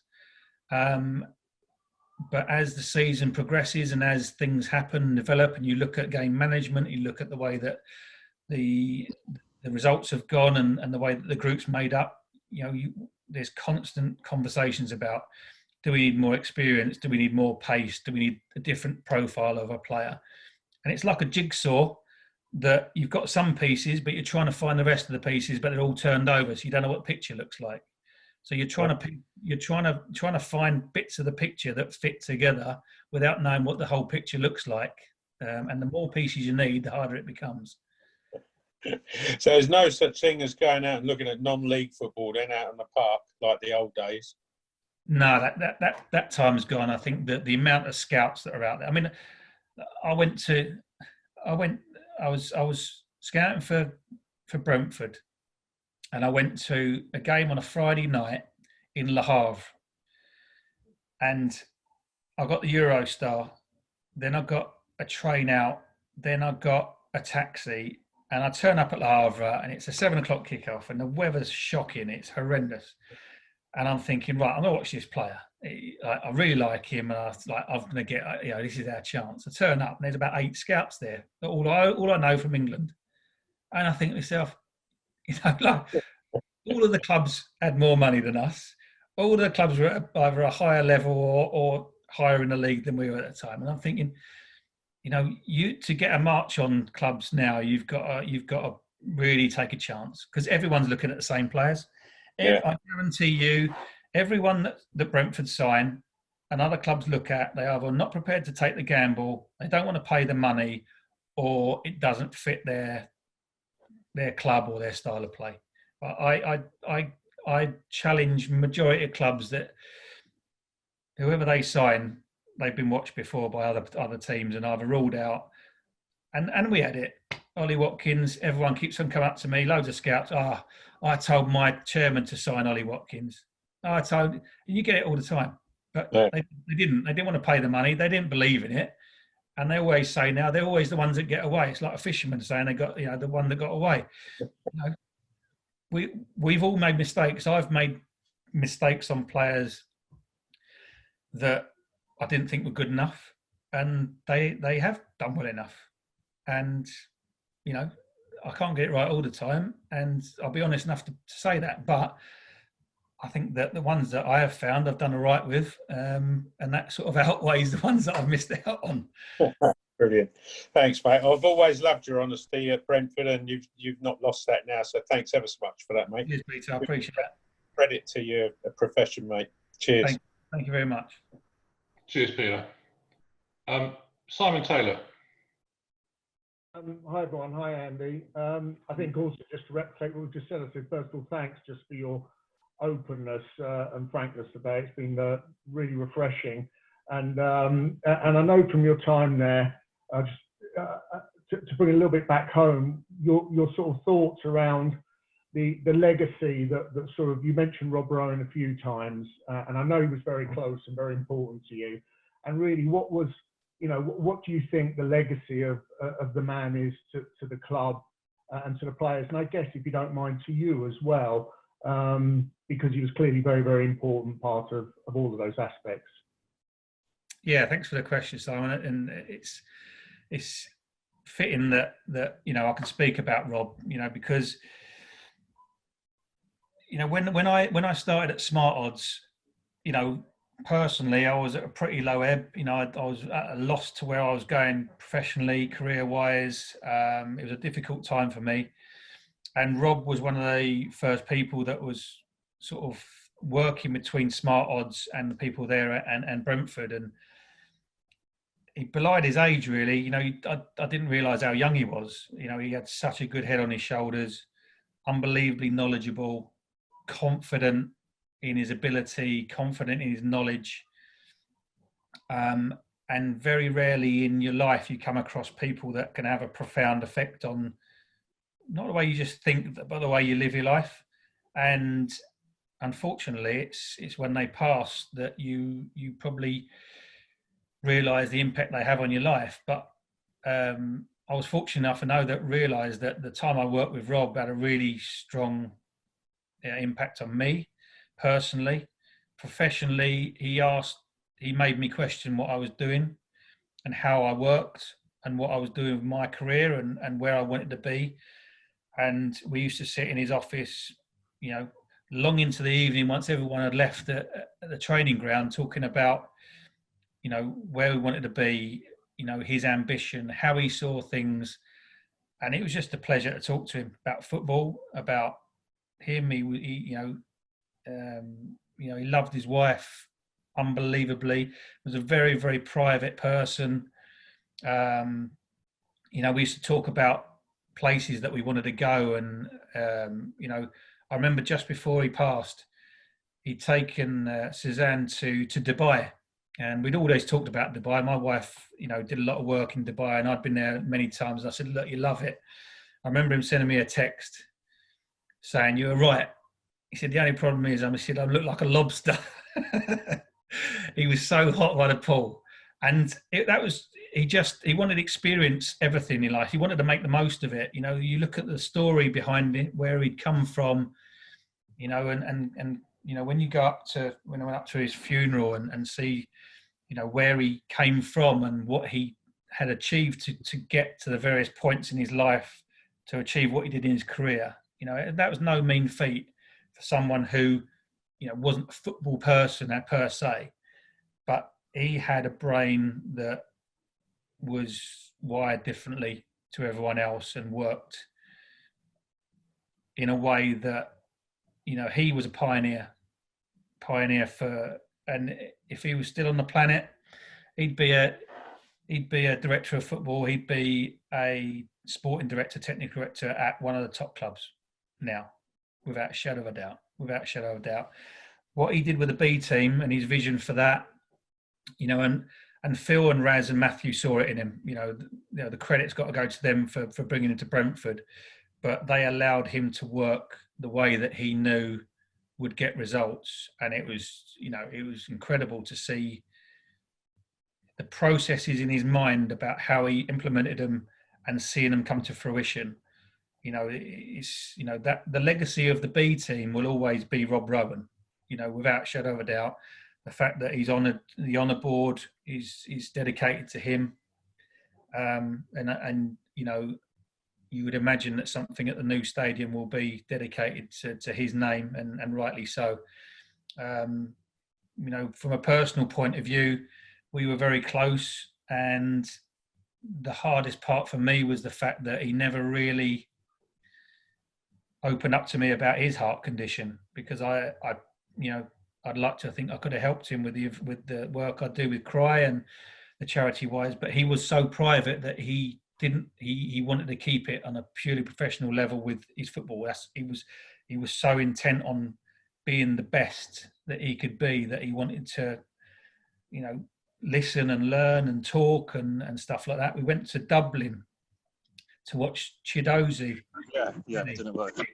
Myself and Rob had gone a day earlier to watch another game, and I'd gone over and we watched this game where Chidozie had played, and we were talking about him, and we went back to the hotel, and you know, most young lads when they go to Dublin would probably want a night out, you know, but we just sat in the bar until about 3 o'clock in the morning talking about football, talking about his journey, his career, where he wanted to go, my experiences. He was talking about, you know, he just wanted knowledge all the time. And,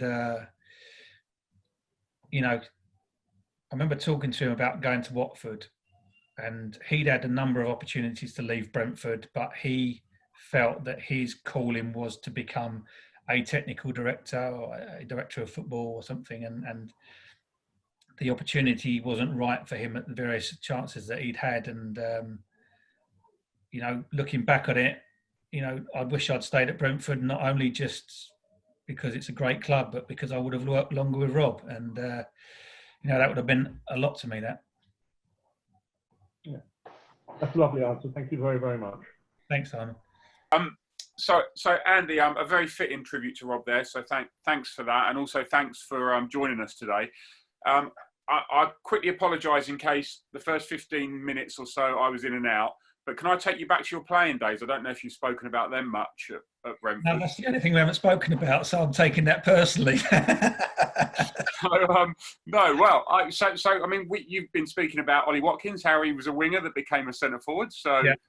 You were the original of that, maybe. Can you just talk about how, you know, when you came to Brentford, I think you were played as a winger, utilised as a winger mostly originally. I even remember you maybe played in a few other positions, and then you were put up front, and you had that sort of spell where you scored for fun almost, and then unfortunately it all came to an end quite quickly. Can you talk about, you know, what position did you like playing? How did you see yourself as a player? And was there a frustration that it took that long for you to sort of, you know, get the opportunity to play up front?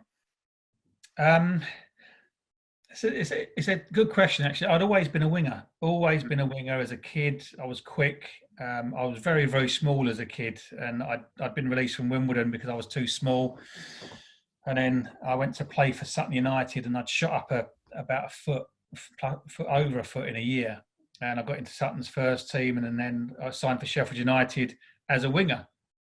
And very, very quickly, you know, because I was quick and because I was good in the air, and, you know, the way that Sheffield United played, Alan Cork was up front at the time, and Dave Bassett put me up front and made me do all Corky's running. So I think it wasn't reason because I was a good centre forward. It was because I ran a lot, to be honest. Because I never thought I was a great centre forward. I got to be honest. I never felt comfortable.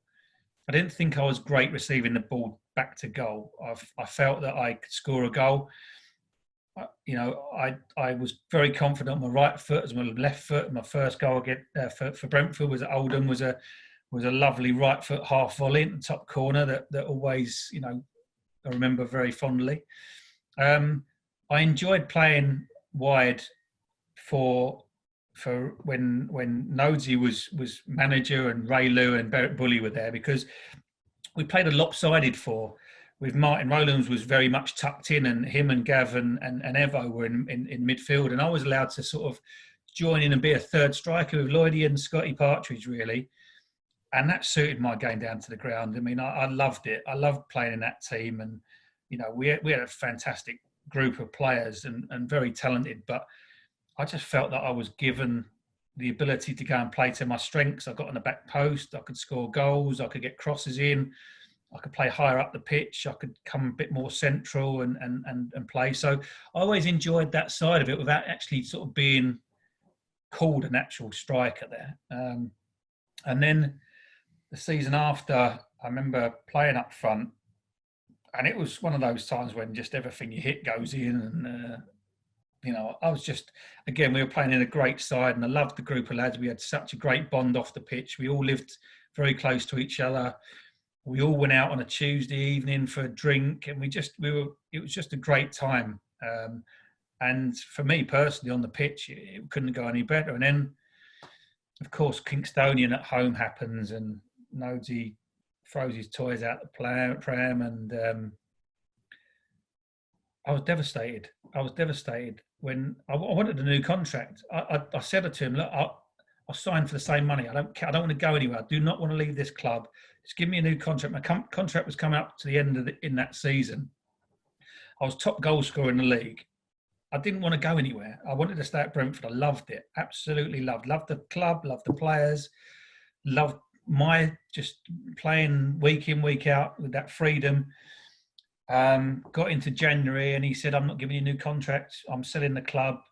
You're not getting a new contract. I said, look, I just want the same money. No, you're not getting it. I'm selling you. I said, I'm not going anywhere. He said, well, I'm selling you. I said, well, you can't sell me if I don't want to go. He said, well, I won't play you then. I said, you can't not play me if I've scored. I'm top goal scorer. You can't not play me. He said, I can do what I want. It's my club.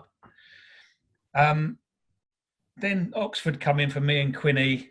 They offer £100,000 or whatever it was. I still don't want to go. I'm phoning Raylu and Bully up saying I'm not going. They've said, look, you've got to go and talk to him. I said, I don't want to go. I'm adamant I don't want to go. Ron tells me, you're not coming back. I'm taking 100 grand. I'm still in the club. You know, you're not going to get a new contract. So even if you see at the end of the season, you're not going to be here. So I go and speak to Oxford and I just say to him, look, you know, I'm not signing unless you give me this money. And it was stupid. You know, it was stupid money for the level. They were bottom of League One at the time, going to go down. Terrible group of players. And they gave me more than I asked for. And I thought, you know, what do I do? You know, I'm coming to an age now where the owner and manager at my club's told me I'm not going to get a new contract. My contract's running out. I've got a family. This club have offered me more money than I've ever earned in my life. What do I do? And so, you know, Quinny was exactly the same position. We both went in the same car to Oxford and both desperately trying to find a reason to turn the car around and go back. And they offered us really good money. We were umming and ahhing. Just couldn't make my mind up. And Raylu just said to me, look, you got to sign. Just do it. You've got to do it for your own career and for your finances and for your family. You've got to do it because Ron's not for changing. And I was devastated. I've never signed for a club and doubled my money and been so devastated in my life, you know. And that was horrible. You know, I knew I was going to a team that was going down. I'd been down. I got relegated with Brentford, and it was a very similar feel to that, except that we never had the group that come in for Brentford, and we got promoted at Oxford. It was just a disaster from day one, and I really wish things had turned out differently at Brentford because of that. I really do. I look back on that time as the fondest time in my playing career, without a shadow of a doubt. Those years there were brilliant. Absolutely loved every second of it, and for it to be cut short through no fault of my own when I was probably playing as well as I ever had done, well, I really left a bad taste in my mouth.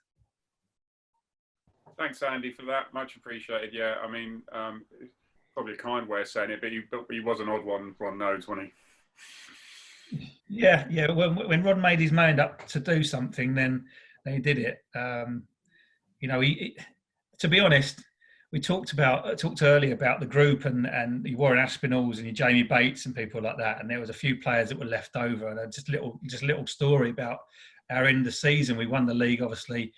Ron invites us back to his house, beautiful house in Purley, swimming pool with the Crystal Palace logo in the bottom of the pool, beautiful kitchen, amazing kitchen, huge with this Italian marble all over the floor, stunning place.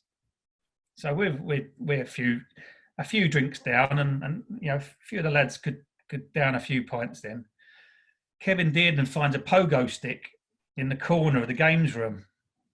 Comes bouncing into the kitchen on this pogo stick. Now, Deardo's, you know, never been the small keepers. We'll all admit that in terms of his weight. So he's bouncing around on this kitchen floor. Everyone's diving out the way. He's going like that. All of a sudden, he falls off the pogo stick. Everyone looks down. all of Ron's Italian marble floor tiles have been cracked because Diado's been bouncing up and down on this pogo stick. It must have cost him fortunes, thousands of pounds to replace them. And that just summed it up. You know, like someone like Diado who had been sort of left out by Nosey and, you know, sort of knew his time was up and hadn't been treated very well, comes in and destroys his beautiful kitchen with his pogo stick. It was poetry, really. Brilliant. Thanks ever so much. There's quite a few stories about parties that Ron knows, but that's a new one on me. Thanks a lot. All right, no problem, Matt. Hi, Andy. Thanks for doing this. Hi, Robbie. Just a couple of quick questions. You mentioned about Sam Woods a few times, but obviously fond memories of great partnership with Brian Dixon. I was just wondering if you could maybe touch upon your sort of thoughts on that partnership. And also another memory, I think you've referred to him as sort of League One Zinedine Zidane, John Bostock. I was just wondering again what your thoughts were of the time when we had him as a loan signing. Yeah, Sam was a player that we knew we needed cover on the left-hand side. We had Dicko and Pooley. We didn't really have any other left-footed players and a good balance to that side. We'd watched Sam playing for Cray Wanderers, and I just liked him. He was a little bulldog, and he had good ability, and he was determined. And I remember he was working in a clothes shop in Bluewater, and we asked him to come for a trial, and he couldn't come on trial one day because he had to do some hours in this clothes shop. But he came in, and the levels that he gained with just being around a professional group. He was one of the fittest lads that we had. Him and Dicko. I mean, the two of them. I remember when I played at Sheffield United, I had a player called Dane Whitehouse who played left-sided midfield, who was one of the most talented players at Sheffield United. He had a really bad injury. He was tackled by Gareth Ainsworth, who was playing for Port Vale at the time. And then really that sort of stopped his chances of getting in the England squad. But he was an unbelievably talented player who could play at left wing, also filled in at left back sometimes. And me and him played on the left-hand side. And if he went forward, I filled in for him and vice versa. And I think with Dicko, knowing the energy that he had and knowing how much time he'd spend in the opposition half, I felt that having someone who could play and fill in and have the energy to go and fill in at left back wouldn't leave us vulnerable, especially in League Two with some of the direct play that we'd have to come against. But I also knew that they would overrun sides. I don't think we ever realised, how well Sam would do and the quality that he had. I mean, he filled in at central midfield a number of times.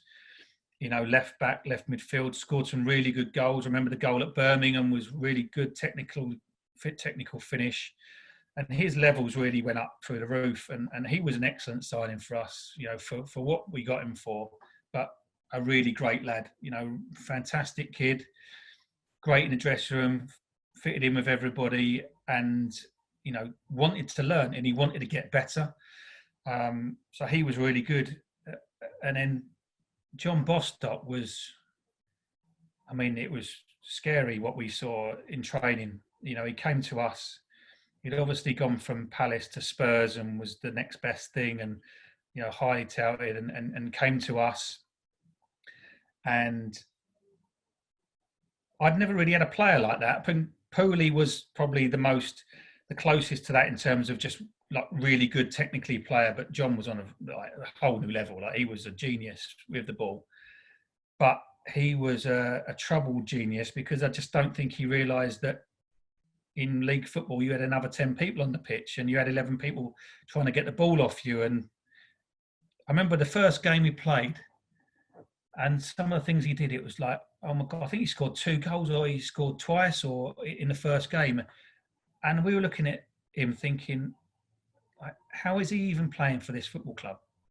It was like no other player that we'd seen. He was technically unbelievable. I've just finished watching the Gascoigne documentary and you know, about him being a genius. But that's the sort of, it was similar to that in John, that he came in and he used to come and get it off the back, the goalkeeper, and then start dribbling through everybody. And you think, we've not seen this at this level before. But unfortunately, with a lot of geniuses, it's sort of the reality of the situation, and that freedom sort of changes with responsibility and, you know, structure. And sometimes if you're getting kick lumps out of you, or people aren't good enough around you to give you the ball in the right areas, you know, it fades away. And that's what happened with John. And I think that, you know, he's gone on to have a really good career, and he had a really successful time in Turkey and France, and obviously now come back to Forest, but not getting much game time. But he's certainly and clearly adapted his game. He's more of a defensive midfield player now that can get on the ball and spray it around. And I don't think he really ever had a position, if I'm honest, because he just wanted the football. And he could go and get it, play it right back, left back, wherever he did. He just, as long as he had the ball, he didn't really care where he was on the pitch. But it was a really interesting time for our players to see someone with that ability in training, and, you know, what people at that standard could do with the ball.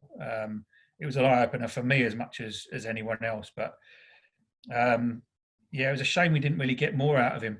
But I just felt that I just don't think he believed in football at lower level.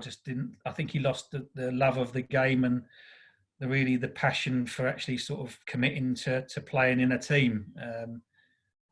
And as he got more mature, then obviously that changed. But, you know, some of the things that he did, you know, certainly in those first couple of games and in training was a real eye opener for us. Great. Thanks for that. Cheers. Cheers, Robbie. Nick. Hey, Trevor. Hey, Andy. Hi, Nick. How you going? I will ask about the dugouts, because I've been itching to know. Why did you move them? Talk us through it, and did it work for you? So obviously at the time I knew it was a big deal.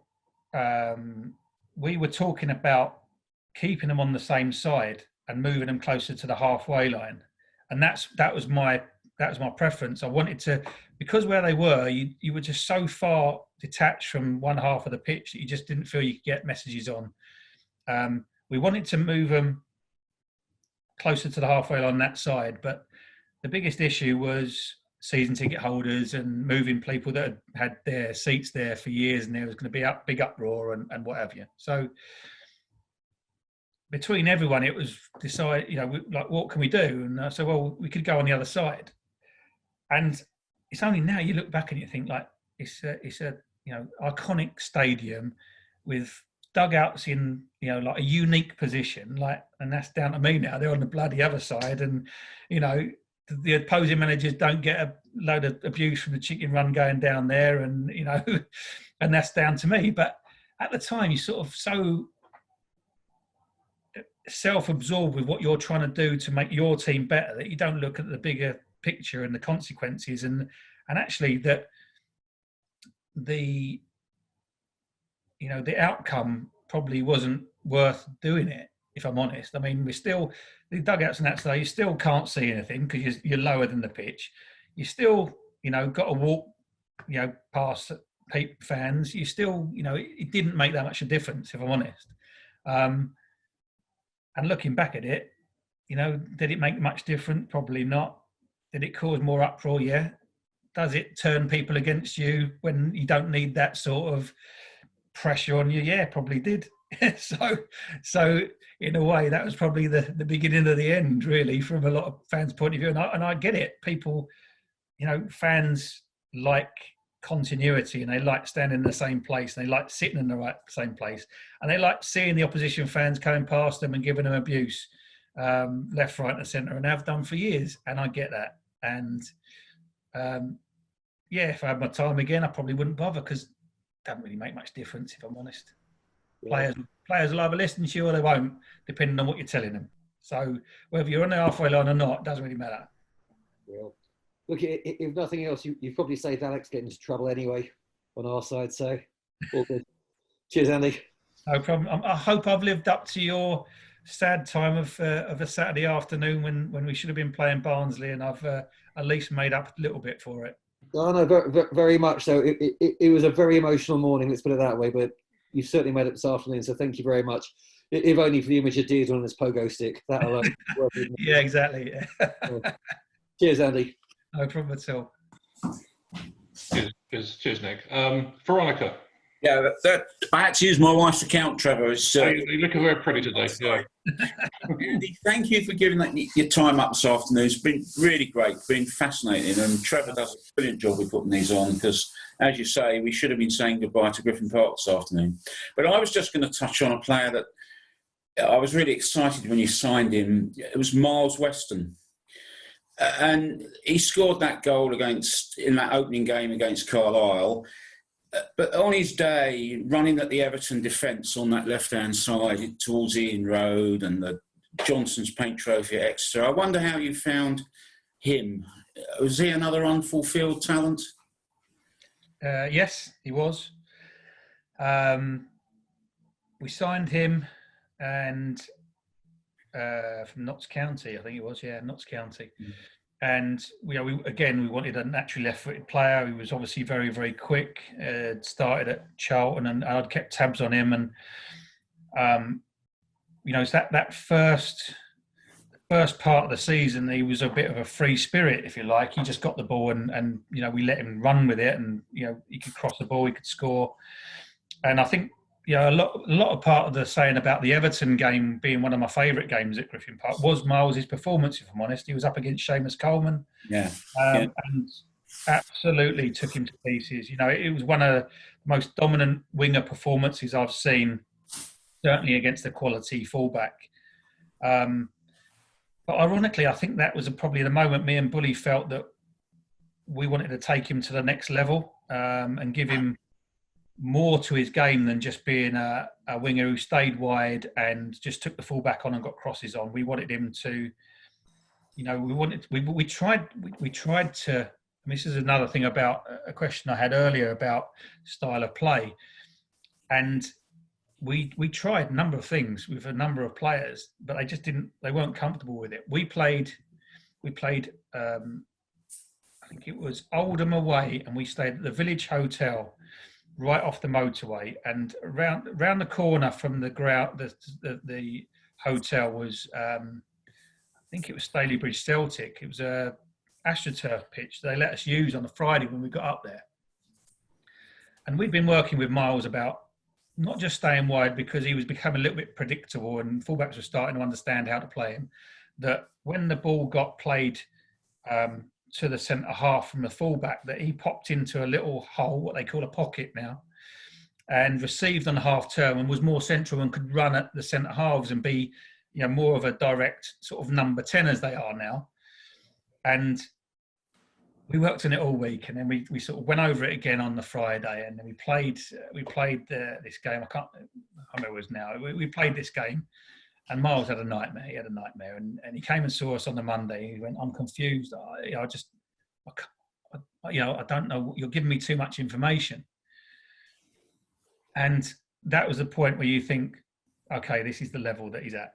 He's not going to progress. He's not going to get to that point. If you're complaining you're getting too much information, you haven't got the capacity to go and improve to the level that you can do." And he had all the physical attributes to be playing at a higher level, but he didn't have the tactical understanding and the mental capacity to get to the next level. And that's something that we tried a number of times. You see a lot of things now, and everyone's saying it's revolutionary in training. We had a pitch marked out in 10-yard grids in that last season, where we wanted to have our relationship for our midfield players closer together so that they could play quicker passes together, and then it would encourage our wide players to be a trigger to go into another box, so they would be good links and so be closer together so we could play quicker, faster movements with the ball. And we had Beanie and we had Kevin O'Connor and Sam Wood and all those players doing it. But, you get to a point where you realise that there's too much information and they haven't got that capability to get to that level. And so what do? Do you keep banging on about it and change the way you play and doesn't suit the group you've got? Or do you try and bring in other players that can do that? And the difference being in that final year was we brought in too many players that we felt could improve the group in terms of style of play, but actually when it came to it, they didn't. So we reverted back to what we were doing before, except we had the wrong type of player. And that's where that was my fault, and that was my reason, or that was the reason why it went so poorly, is because if I'd kept the same group of players doing the same thing, we probably would have been all right, and we would have finished sort of mid-table or lower. That's where we were. But because we tried to think that we could improve it, but the players that we came in weren't good enough to improve it, we kept on doing the same thing, but with the players who couldn't do what the other ones did. So that's what made that side of it difficult. That's really, thank you. That's a really honest answer, and thank you for everything you've done for the club. Really grateful. No problem at all. No, I've Brentford's been a huge part of my life and will continue to be so. And it's I have a very, very good relationship with a lot of people at the football club. I speak to Thomas a lot. Really, really think highly of Thomas. Obviously known Peter a long time, and sort of the fabric of the football club. And I'd like to think that I've played my part, in achieving some very good times at Brentford. And people look back on it and sometimes forget the bad times, and will, as time goes on, remember the things that were great during my time at the club. Yeah, great. Thanks very much. No problem. Cheers, John. Barry Poole. Hi, Andy. Hello there. This maybe goes under the subject of one that got away. And I don't know if you recall, but we had a player play on trial at Hampton. Mikel Antonio. Got it in one. Yeah. So Mikel came to us from Tooting and Mitcham. We had a steer from someone. He came to play for us at Staines in a pre-season game, and it was 2008. It was that pre-season of 2008. Now, as all of you know, we weren't exactly flush with money in 2008, and money was very hard to come by. And Mikel played for us. I think it was the first half in that game against Staines, and he trained with us a little bit. And we knew that he had something. He was very, very raw, but I mean, you could see he was a powerful lad, and he was, quick, but technically he still had a lot to do. And he had a trial lined up at Reading straight afterwards. I think it was Reading reasonably quickly afterwards. And he wanted to know straight after the game if we were going to sign him. We didn't have any money. We didn't have any money. So on the basis of 45 minutes at Staines, I didn't really feel that we could actually commit to signing someone on a contract. But you're right, it was one that got away. But if you'd told me that he would have achieved what he has done after that 45 minutes at Staines, I challenge anyone who was in that ground on that day to say that he would become a Premier League first team player and play the games that he had, because he still had a lot of work to do, and credit to Reading and the coaches there for developing him. But that was an interesting one that's played for Brentford but never actually played for him. Okay, thanks. I always wondered, so that's great to know. Thanks. No problem at all. Hi, Andy. Hi, Clive. Very good memories of you sprinting down the left wing. As you said, you were a good runner. Someone's old enough to remember it, Clive. Yeah, just about, even nowadays. I was just going to, it's a very quick two questions. We should have literally almost about this time finished our last game at Griffin Park, but of the current crop of Brentford players, which do you think is the most technically gifted? And the second part is really, you've got obviously enormous experience in from your playing days through managing through to recruitment and all other aspects of football. Which do you think is the biggest change that faces a modern professional footballer compared to, say, 20 odd years ago? So technically gifted Brentford player at the moment, and biggest change for a professional. The biggest change is obviously, you know, the social media side of it, and the scrutiny on top players is constant. You know, clearly the money has gone through the roof, and you know, that's perceived as, you know, being okay, that you can, but you know, you can't live life. 20 years ago, you know, you could go out and you could do whatever you wanted and not be hounded, but they're superstars.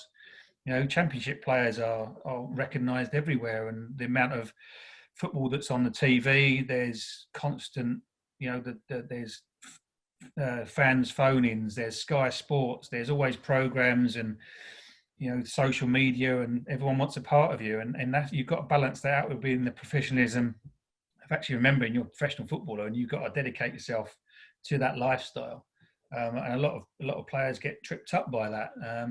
So certainly, you know, that scrutiny on players, and you know, understanding that you've got to live your life. I mean, back, you know, we talked about going out on Tuesday nights and drinking with each other, and that's how you bonded and had the team spirit. And I don't think many teams have the team spirit in that way as they used to, but now everyone's more professional. You know, their nutrition, their sleeping patterns, their, you know, hydration, their personal training, the way they're conditioned, everything is elite.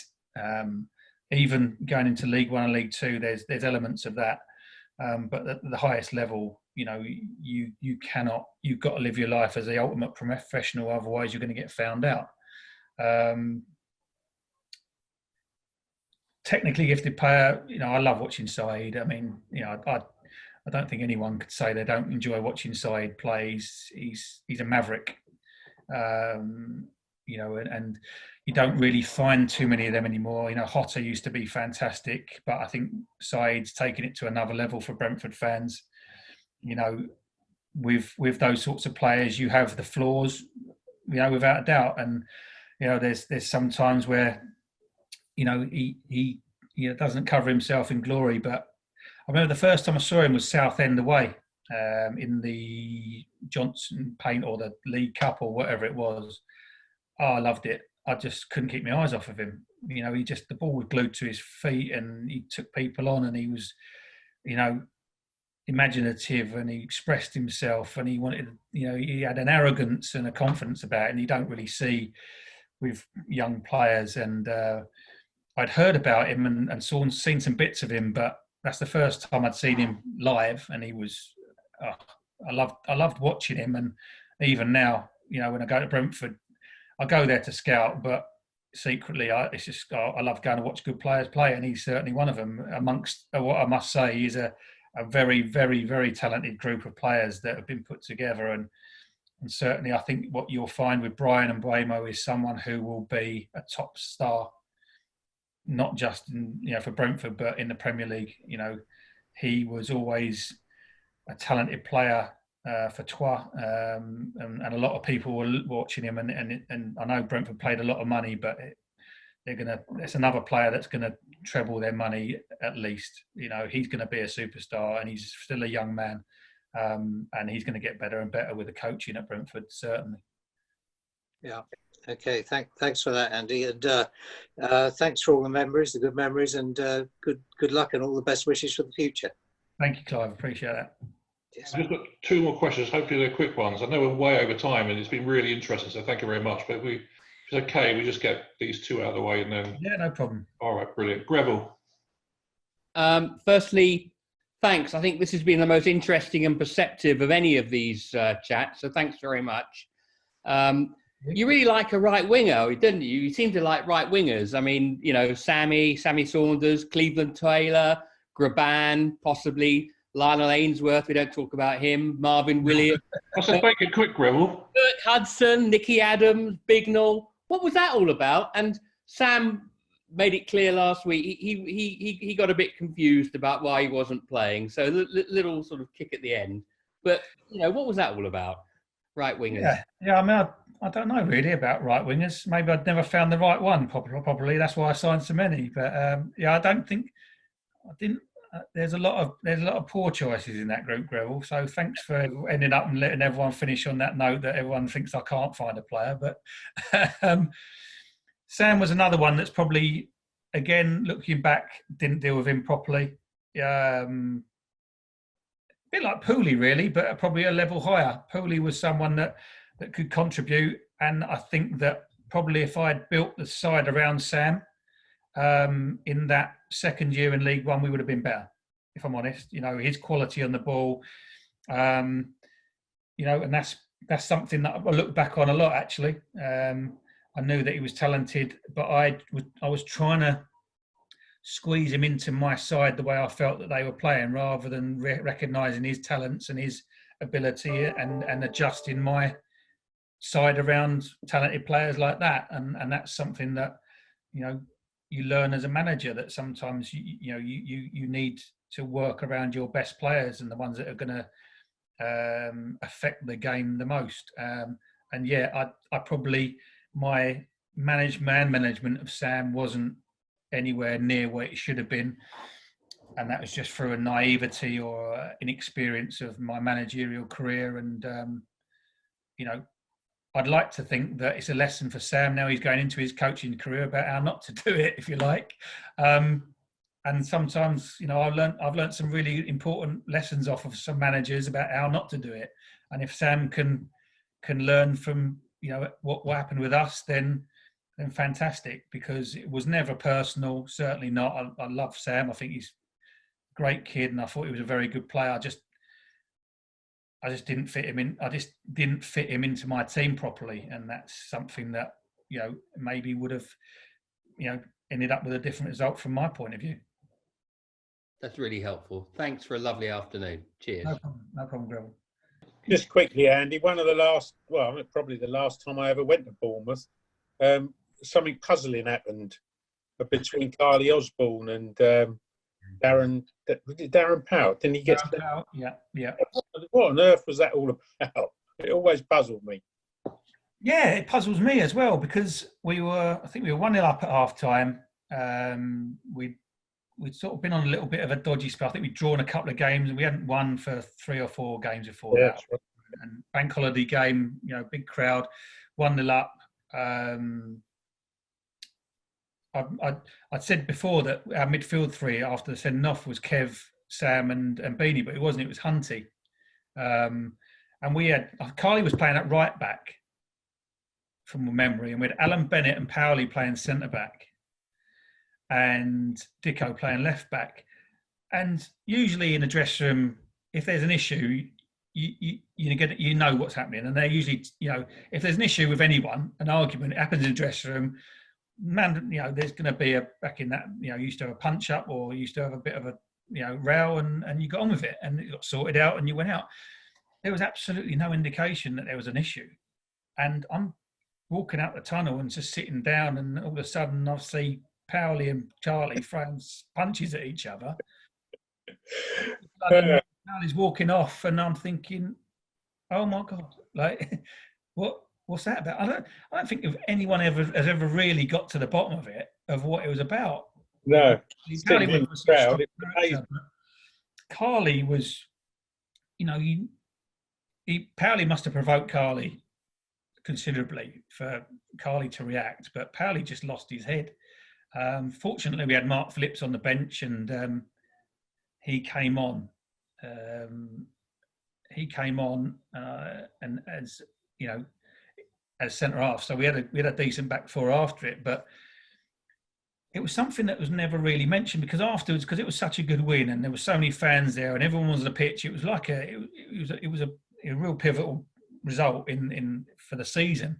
That we were all out celebrating on the pitch and, you know, and loving moments, and then you got back in the change room and oh yeah, you got sent off, didn't you? But that was the end of it for Powley, really. That, you know, we brought him back because we needed a bit of experience and we wanted another body, and we just felt that he would do that. It was just a crazy moment that, yeah, I don't think anyone's actually sort of asked the question, if I'm honest. No, it was puzzling. Sitting in the crowd to 10 men and hanging on then. We were hanging on. Yeah, we were hanging on. but you know, in a weird kind of way, I think that the fact that we went down to 10 men and still won the game in those circumstances really galvanised the group and made us believe in each other even more. You know, No, I'll tell you what, it certainly made me proud believe in you. yeah, I mean, I think that there's times in seasons where you look back and think that was really a pivotal moment, and you know, the fans. I think that's when the fans really believed in us and realised that we had a committed group that would do anything for the football club. And as I've said before, you know, to be responsible for a group of players that are willing to do that for me, for themselves, but for the fans as well. But to also get that fed back from the fans, you know, like it was one of those moments. We went down to 10 men. We could have folded, and that could have been the end of our promotion chance. Yeah. But every single person, fans, players, staff, responded, and it's as if we all came together at that moment in Bournemouth that made us realise that no one was ever going to get the better of us, and we were always going to go and win the league after that.